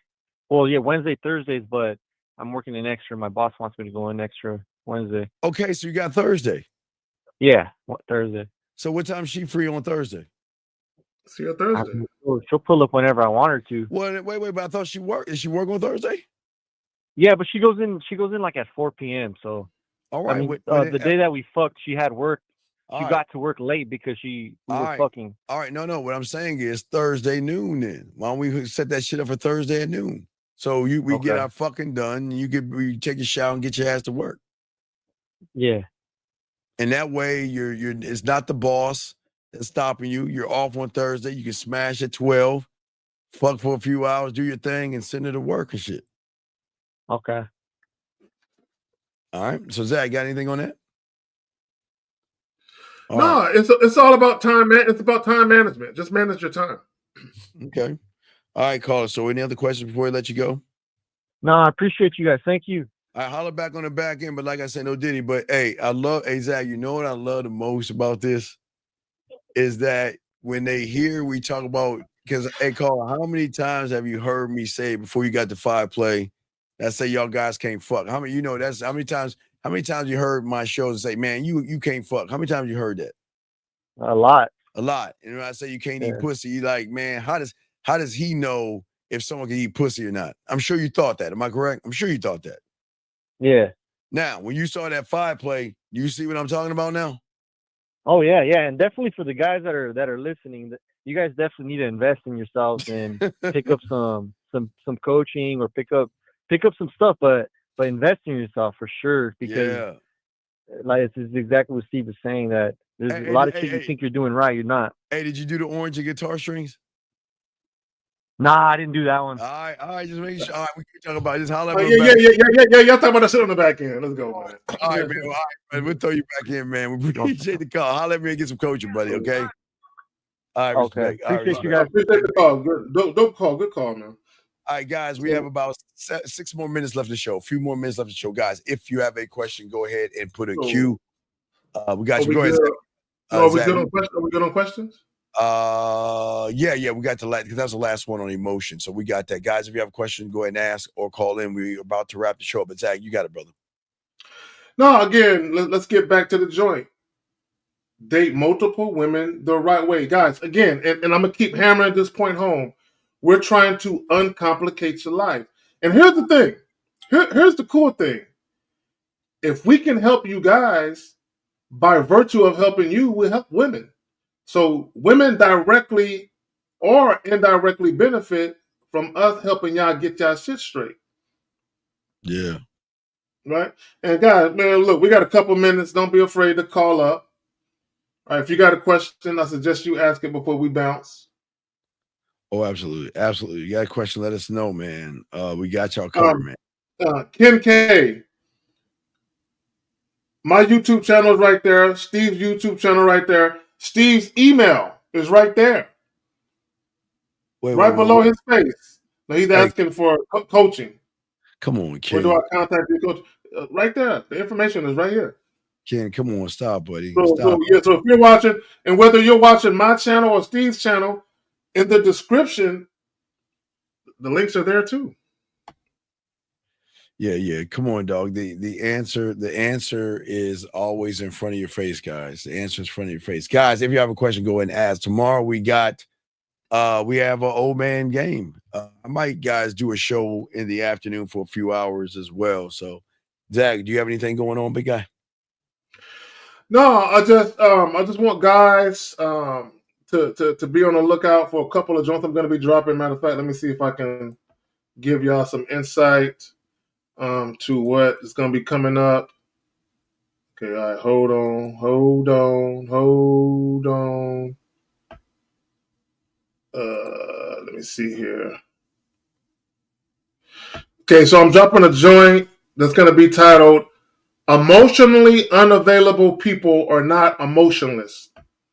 Emotionally unavailable people are not emotionless.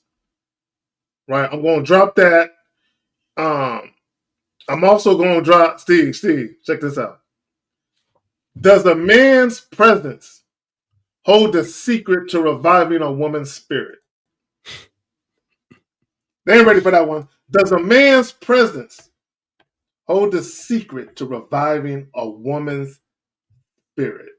You know, and for you guys out there, I want to let you guys know that I'll be dropping another game to go. I dropped a few of them. I'm gonna have more game to goes drop for you guys out there. I've got about 3 of them in the queue that I'm working on, so I'm gonna be dropping the game to go for you guys. These guys has a question right here. It's probably the last one. He says, when you guys eat the box, the transaction, are you eating regardless if she's doing it? Steve, I'm gluttonous.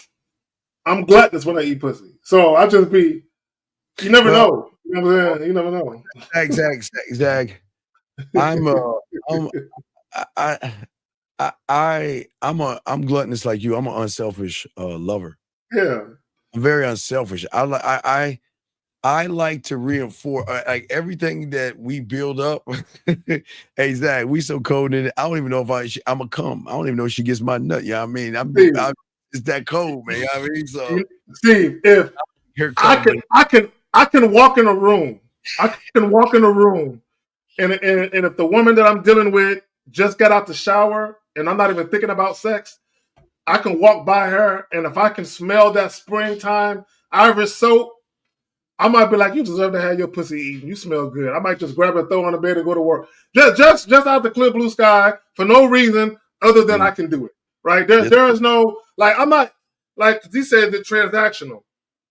No, I'm not gonna eat a chick's pussy. Like, well, if I eat your pussy, then you should do this for me. No, if I'm going down on a chick, it's because I thoroughly enjoy that shit. That's what the fuck I do. Yeah, y'all just gotta know. Don't look for transactional things. I mean, they're gonna want. I mean, like guys, y'all understand something. When they were down, all they're gonna do is talk about you. You know what's so crazy that pisses them off, Zach? They always talk about they always getting dick pics, but then they always bugging you to give them one. You know what I mean? It's like, no, I ain't doing that. Oh, I'm picky. Yeah, I got it. For me to send a chick, she pretty much got to be my girl, dog. For me to send it. I am not a dick pic sender, bro.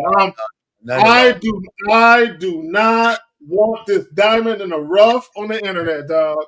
I don't want it. Steve, I'm particular about where he's seen at. Yeah. Like, I cause don't, that happening, that happening, dude. That's not oh, I don't want to build it in there, but how did you get there? I don't want to be guys, hey, guys, last round of questions. We're about to wrap this up, guys. Oh, God. Yeah, so it was a good show, guys. So last round question. So, guys, we're gonna go ahead and wrap this up, guys. We'll see you guys next we'll see you guys tomorrow. Old school game, old man game, old man reactions. I'm sorry, old man reactions, old school reactions. Yeah. OG, nigga. OG react, nigga. This nigga talking about old man. I'm React. not It's I'm not OG. old. I'm better. I don't know why y'all. This is the card. Why you wait till the last second? 769. What's your name? What's your question, sir? This is It's easy to cut off the phone lines. Well, I know. I use it. Because I don't think they would call like why they called the last second. What's your question, Eterius? Okay, my question is, I had approached a woman today, but I had told her to get my number because she was in a rush. But I did call her and let her know my intentions is. What did you say? Because when you guys say let her know my intention, that's subjective. What did you say? What's your intentions? I let her know that I wanted to fuck. Okay, Terrius, why should a woman fuck you?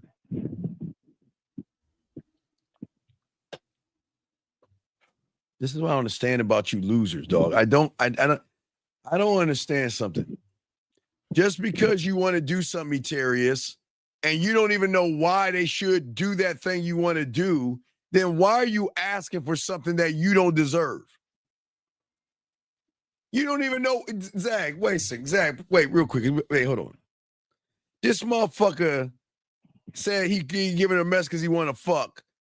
And he don't even know why she should fuck him. So why are you asking for pussy? So, because I want. Yeah. Oh, okay. So let me ask you. Yeah. So, guys, letting women know your true intention is not the same thing as asking for pussy, right? You know what I'm saying? Now, let me ask you a question. Can you tell us exactly what you said to her, verbatim, word for word? What did you say to her, and how did she respond to it? I had told her. No, she had told me she'd be free on the weekends. I had told her I'd be free on the weekends too. Then she had said, I don't really have nothing to do on the weekends. And I said, I know exactly what we can do on the weekends. She said, what? I said, we can fuck. And what did she say? She seemed like iffy about it. Bro, my nigga Eterius. Okay, so wait. Did you say this over the telephone? Yeah. Okay, real quick. What is your question then? My question is, where did I go wrong? Wait, tell me out. When's the last conversation you had with her? The last conversation I had with her was really over the phone. What was the last conversation you had with her over the phone? God damn it. Fuck, man. What did y'all talk about? We had talked about talk about each other, like such as getting to know each other a little bit. Wait. I thought you said you wanted to fuck, motherfucker. Why the fuck you talking about all the other shit? Why you entertaining all that other shit, motherfucker? No, I did. No. We got you. First. Hey, Eterius, we're gonna solve this. Call her right now. We'll call her right now. And we're gonna let her know your schedule. When's your schedule that you want to fuck on this weekend? What day, Eterius? No, I had told her Saturday at 7 p.m. Okay, so we're gonna call her to confirm. Wait. But what did she say though when you told her? He said she was iffy. So nigga, she didn't say yes. She didn't say no. She didn't say maybe. What did she say? He can't see. Like she said, maybe we can. Oh my God. I'm not a maybe motherfucker. Zach, I swear to you, I would wish a woman tell me maybe. I don't know. I'll think about her. I'm not sure. I'll get rid of her. So let's back up. So when you first met her face to face, right?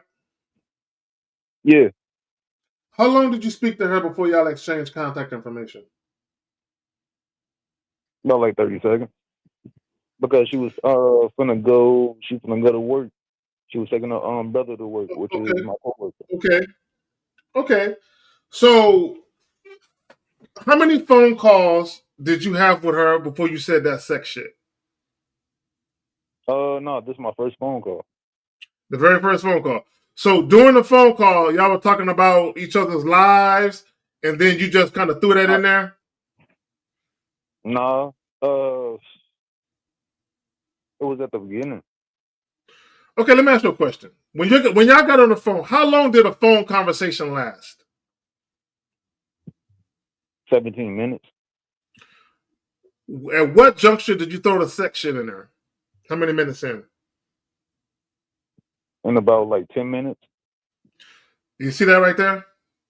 Do y'all see that right there? Okay, guys. Okay, so Eterius, listen. Guys, if you're mainly motivated to have sex with a woman, like that's what you want to do. Like you don't give a fuck about dating her, getting to know her. You just want to hit it a couple times, whatever. It's imperative that you mention sex right away. And I'm not even talking about mentioning the word sex, that you let her know your intentions. If all you're there for is that, get to that right away. It makes no sense for you guys to go through all that small talk. You're asking about each other's past, where you're from, where you grew up at, why you're living in the city now, what brought you here. There's no reason to talk about all of that shit, right? Because now you're finding out she don't want to fuck you. A woman who wants to fuck you doesn't say maybe. So if you're dealing with a woman who doesn't want to fuck you, what difference does it make where the fuck she grew up at? What difference does it make what her major in college was?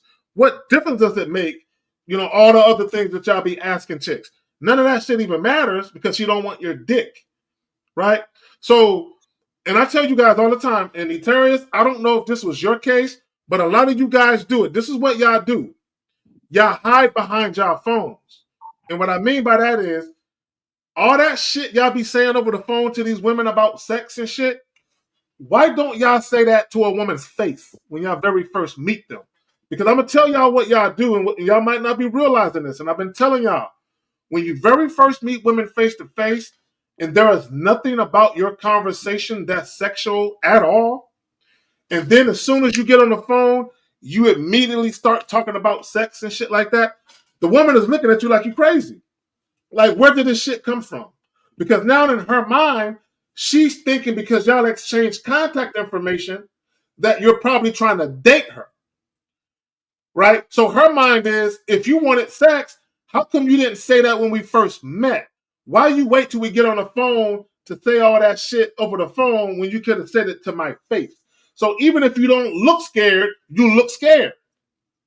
But go ahead, Eterius. So, Eterius, how long you been listening to us for, dog? I'll say like going on 2025. This is my second year. So, Eterius, why do we keep having these same conversations? I tell you why you act desperate. Why do we keep having these same conversations? How am I desperate? Okay, Eterius, if you don't have nothing sexually to offer a woman, why are you asking for pussy? Okay, I see your point. No, please answer my question. If you have nothing to offer a woman, why are you asking for pussy? Because I want to have sex. Lauren, I think Lauren said it the best in the chat room. She wants $1 million. So she should. So what? Should the skies open and $1 million fall from the sky? No. So who gives a fuck what you want? So let me say this real quick. So Eterius, I did a video probably about a year ago, and I used a clip from this movie called 48 Hours with Nick Nolte and Eddie Murphy. Right? There was a scene in that movie, 48 Hours. I think it came out in 84. I want to say 1984. There was a scene towards the end of that movie where Eddie Murphy's character is trying to get some pussy. And he's telling the woman, I need some trim. I need some magambo. And the woman is asking him. She's like, what are you trying to say? And he finally says, I'm trying to fuck. And she says, you can't say it any better than that, right? And Bear in mind, she's attracted to him. But her thing was, you are a grown man. If you're going to broach the topic of sex, you can't say it any better than that, right? So what you have to understand is when you're trying to entice a woman sexually, words kind of matter, bro. Now, if she was sexually attracted to you like instantaneously, like she wanted your dick when y'all just met, it really don't even matter like that. But when you're dealing with a woman who she's uncertain about you, like she might think you're cute, but she's not sure she really wants to fuck you, how you speak to her is gonna go a long way in her deciding whether or not she's gonna do it or not. So the way that you put it to her, well, I know something we can do. We can fuck. Her pussy didn't respond to that. Her pussy looked at Steve. Her pussy looked at her and said, "Did you hear this shit?" I know, but what is this question? I don't understand. Terrence, what of all this shit, what is your question, man? Nigga, what is your question, man? What's the question? What are some ways that? What are some things I could do to improve? Like, See, such as like, you're looking for words. You're looking for words. See, it's been 2 years, dog. It's been 2 fucking years. How many times have we told you to learn the fucking game, dumb fuck? How many times have we told you to learn? He gets coaching. He just don't listen. Nah, he don't, man. Dog. Do you think we run behind pussy over here? No. Then why the fuck are you running behind pussy over here and talking to motherfuckers who don't run behind pussy? Why the fuck are you running behind? Okay, do you understand why we get pussy and you don't? Yeah. So then if you no, you don't understand because you don't have any game. You're not learning anything. Is he learning from you, Zach? Yeah, he gets coaching from me. But he's not applying anything that I say though. What does he get coaching? How do you get coaching from Zach and still talk like a fuck boy? How?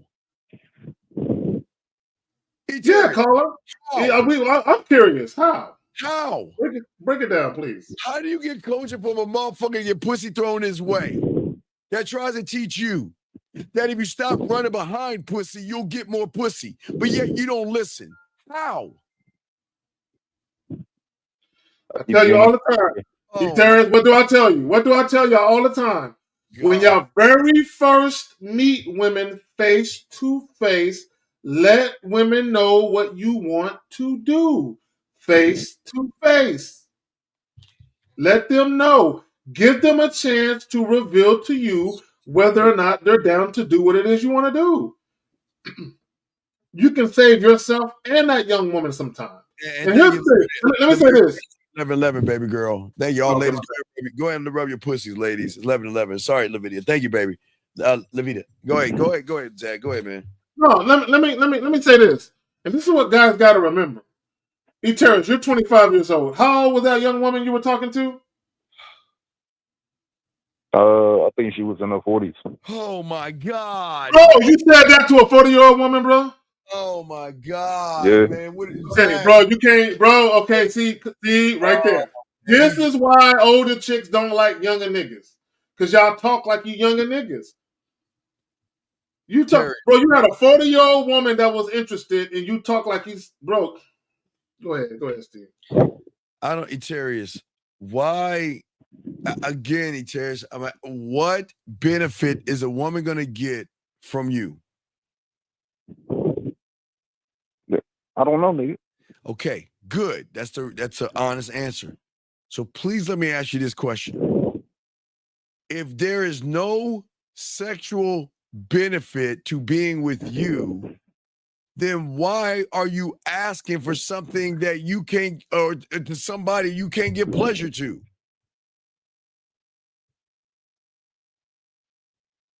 I don't know. Zach, you can't. There's no. Yeah, Zach. Let me say this. Let me say this, and I'm gonna make it as simple as I can make it for all you guys, Eterius, you included. Here's the reality of all you men's life. If you're going to deal with women, you have to be of some kind of benefit. Period. I need you guys to understand this.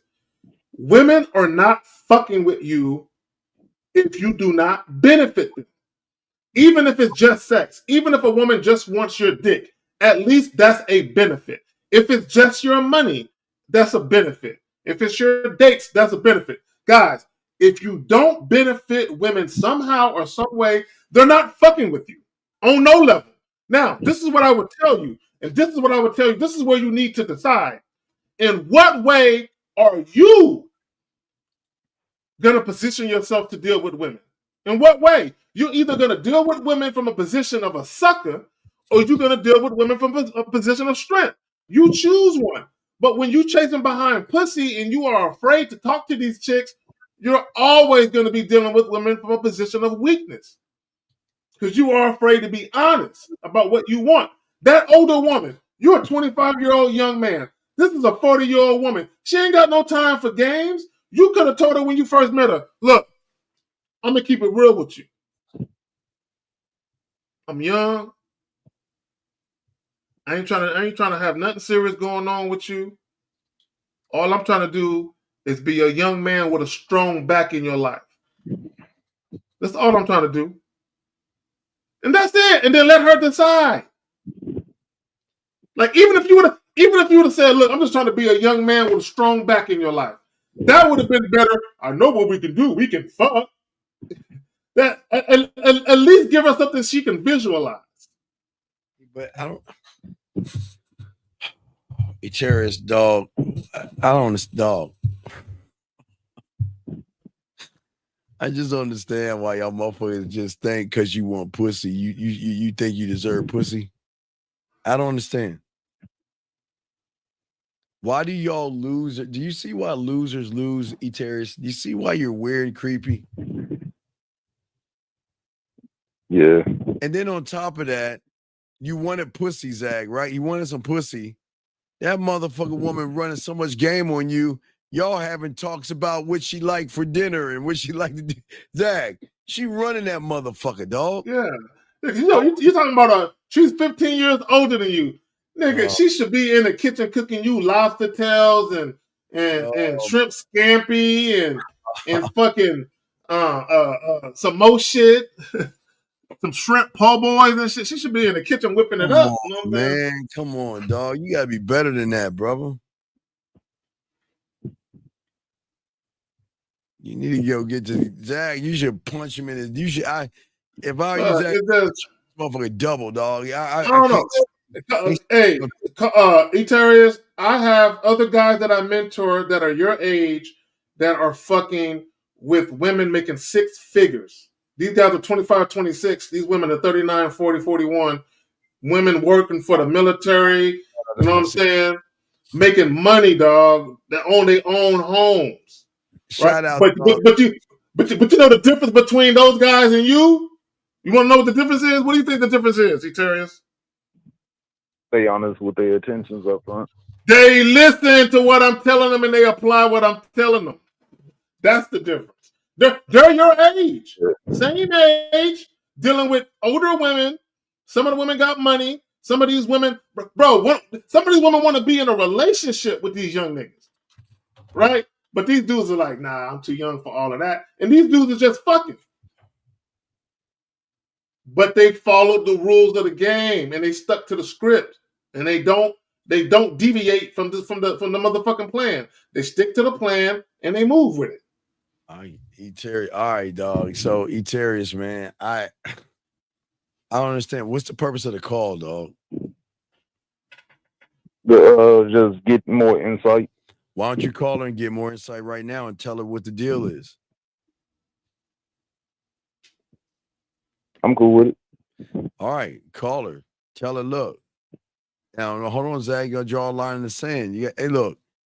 Do you want to chit chat or do you want to fuck? What do you want to do, dog? Fuck. All right. So, Zach, do you want to tell him any words? I got him. You got a pen and paper? You got a pen and paper? Look. Let me go. Yeah, come on, man, because I don't want to repeat this. Get a laptop because get a laptop or something. Yeah. Yeah. Come on. Or open the notes in your phone and type the shit in while we're talking. Yeah. Oh, I don't got no. Okay, bro, are you ready, nigga? Almost. Are you ready? Almost.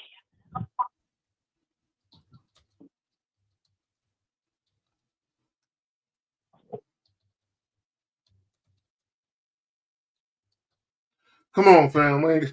This is why you ain't never prepared to listen to nothing I tell you, bro. How you just can't grab a pen or a pencil, a crayon? There's no crayon, nigga? Literally had to go around to find one. Bro, are you ready, fam? Are you sure? Yeah. All right. So don't tell us her name, but when you call her, use her name to address her. Right? Yeah. So let's say her name, like she's in her 40s, right?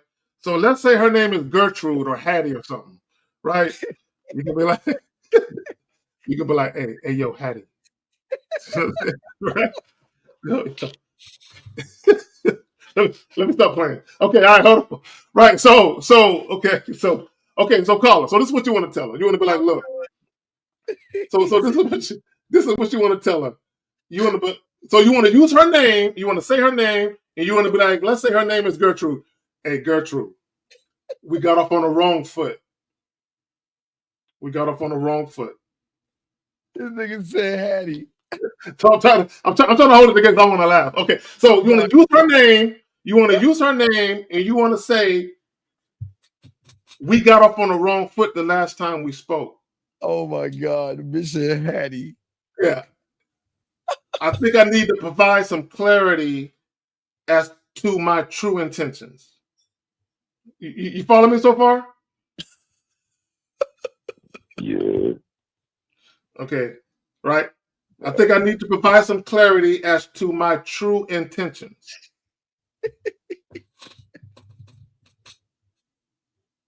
Right? Now, is this a woman you're familiar with? Do you work with this woman? Do you see her frequently? Nah. Okay. So read the last thing that I told you. I want to make sure you're writing this shit down. He said Hattie, man. Look, like just the beginning of her name. Look, we got off on the wrong foot so far. We got off on the wrong foot the last time we spoke. I think I need to provide some clarity. No. Don't say I think I need to provide. Just say I need to provide some clarity. Take out the word think. That's too passive. I need to provide some clarity. That's more assertive. Right? I need to provide some clarity. Okay. Okay. Now, this is what you're gonna say.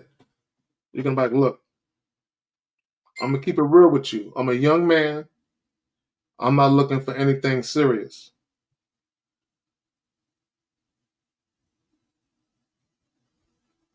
Let me know when you're ready. Hurry up, man. Come on, dog. Okay, you ready? Almost.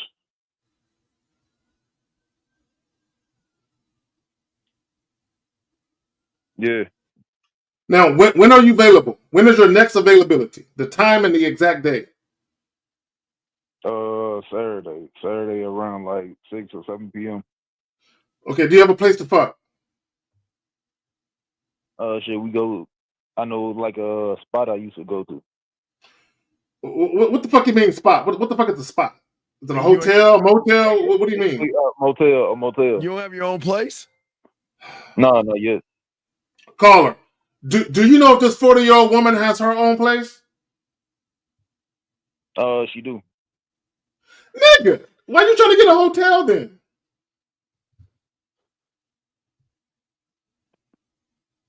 Okay, let's just get back. Let's just get back to what I was saying. Let's get back to what I was saying. So read me the last thing I put, or the last thing I told you. Let's just finish this shit up. Yeah, finish that shit up, man. Okay. I'm going to keep it real with you. I'm a young man. I said something else. What did I say after that? Be Yeah, real with you. I'm a young man. I'm not looking for anything serious. But what I am in the market for is a new lover.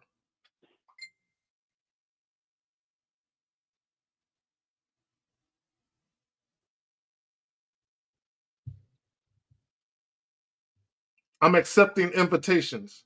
I'm accepting applications. What I am in the market for is a new lover. I'm currently accepting applications. Is it okay? What I am in the market for, I'm a young man. I'm not looking for anything serious. What I am in the market for is a new lover. I'm accepting applications.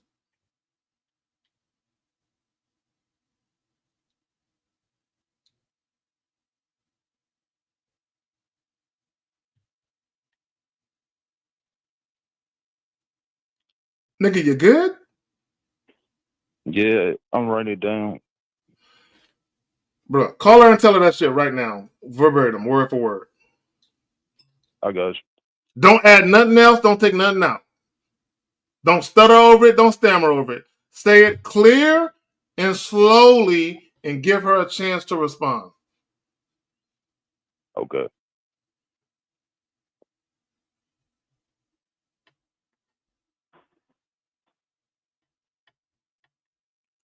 Nigga, you gonna call her, bro? You good? You straight? Everything good with you?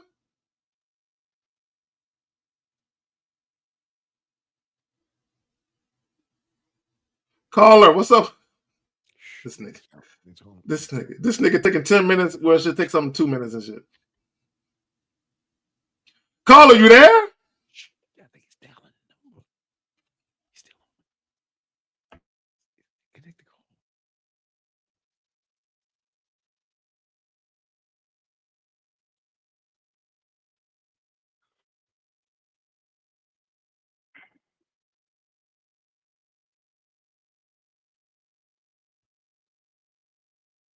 Hey, look, we got open the wrong foot last time we spoke.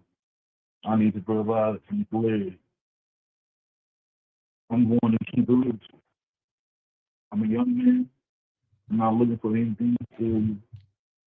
What I am in the market for is a new look. I'm expecting accepting applications. Call me back when you get this message.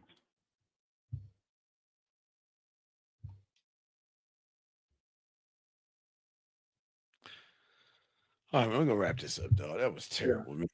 That was, Yeah, it was. It was God. All right.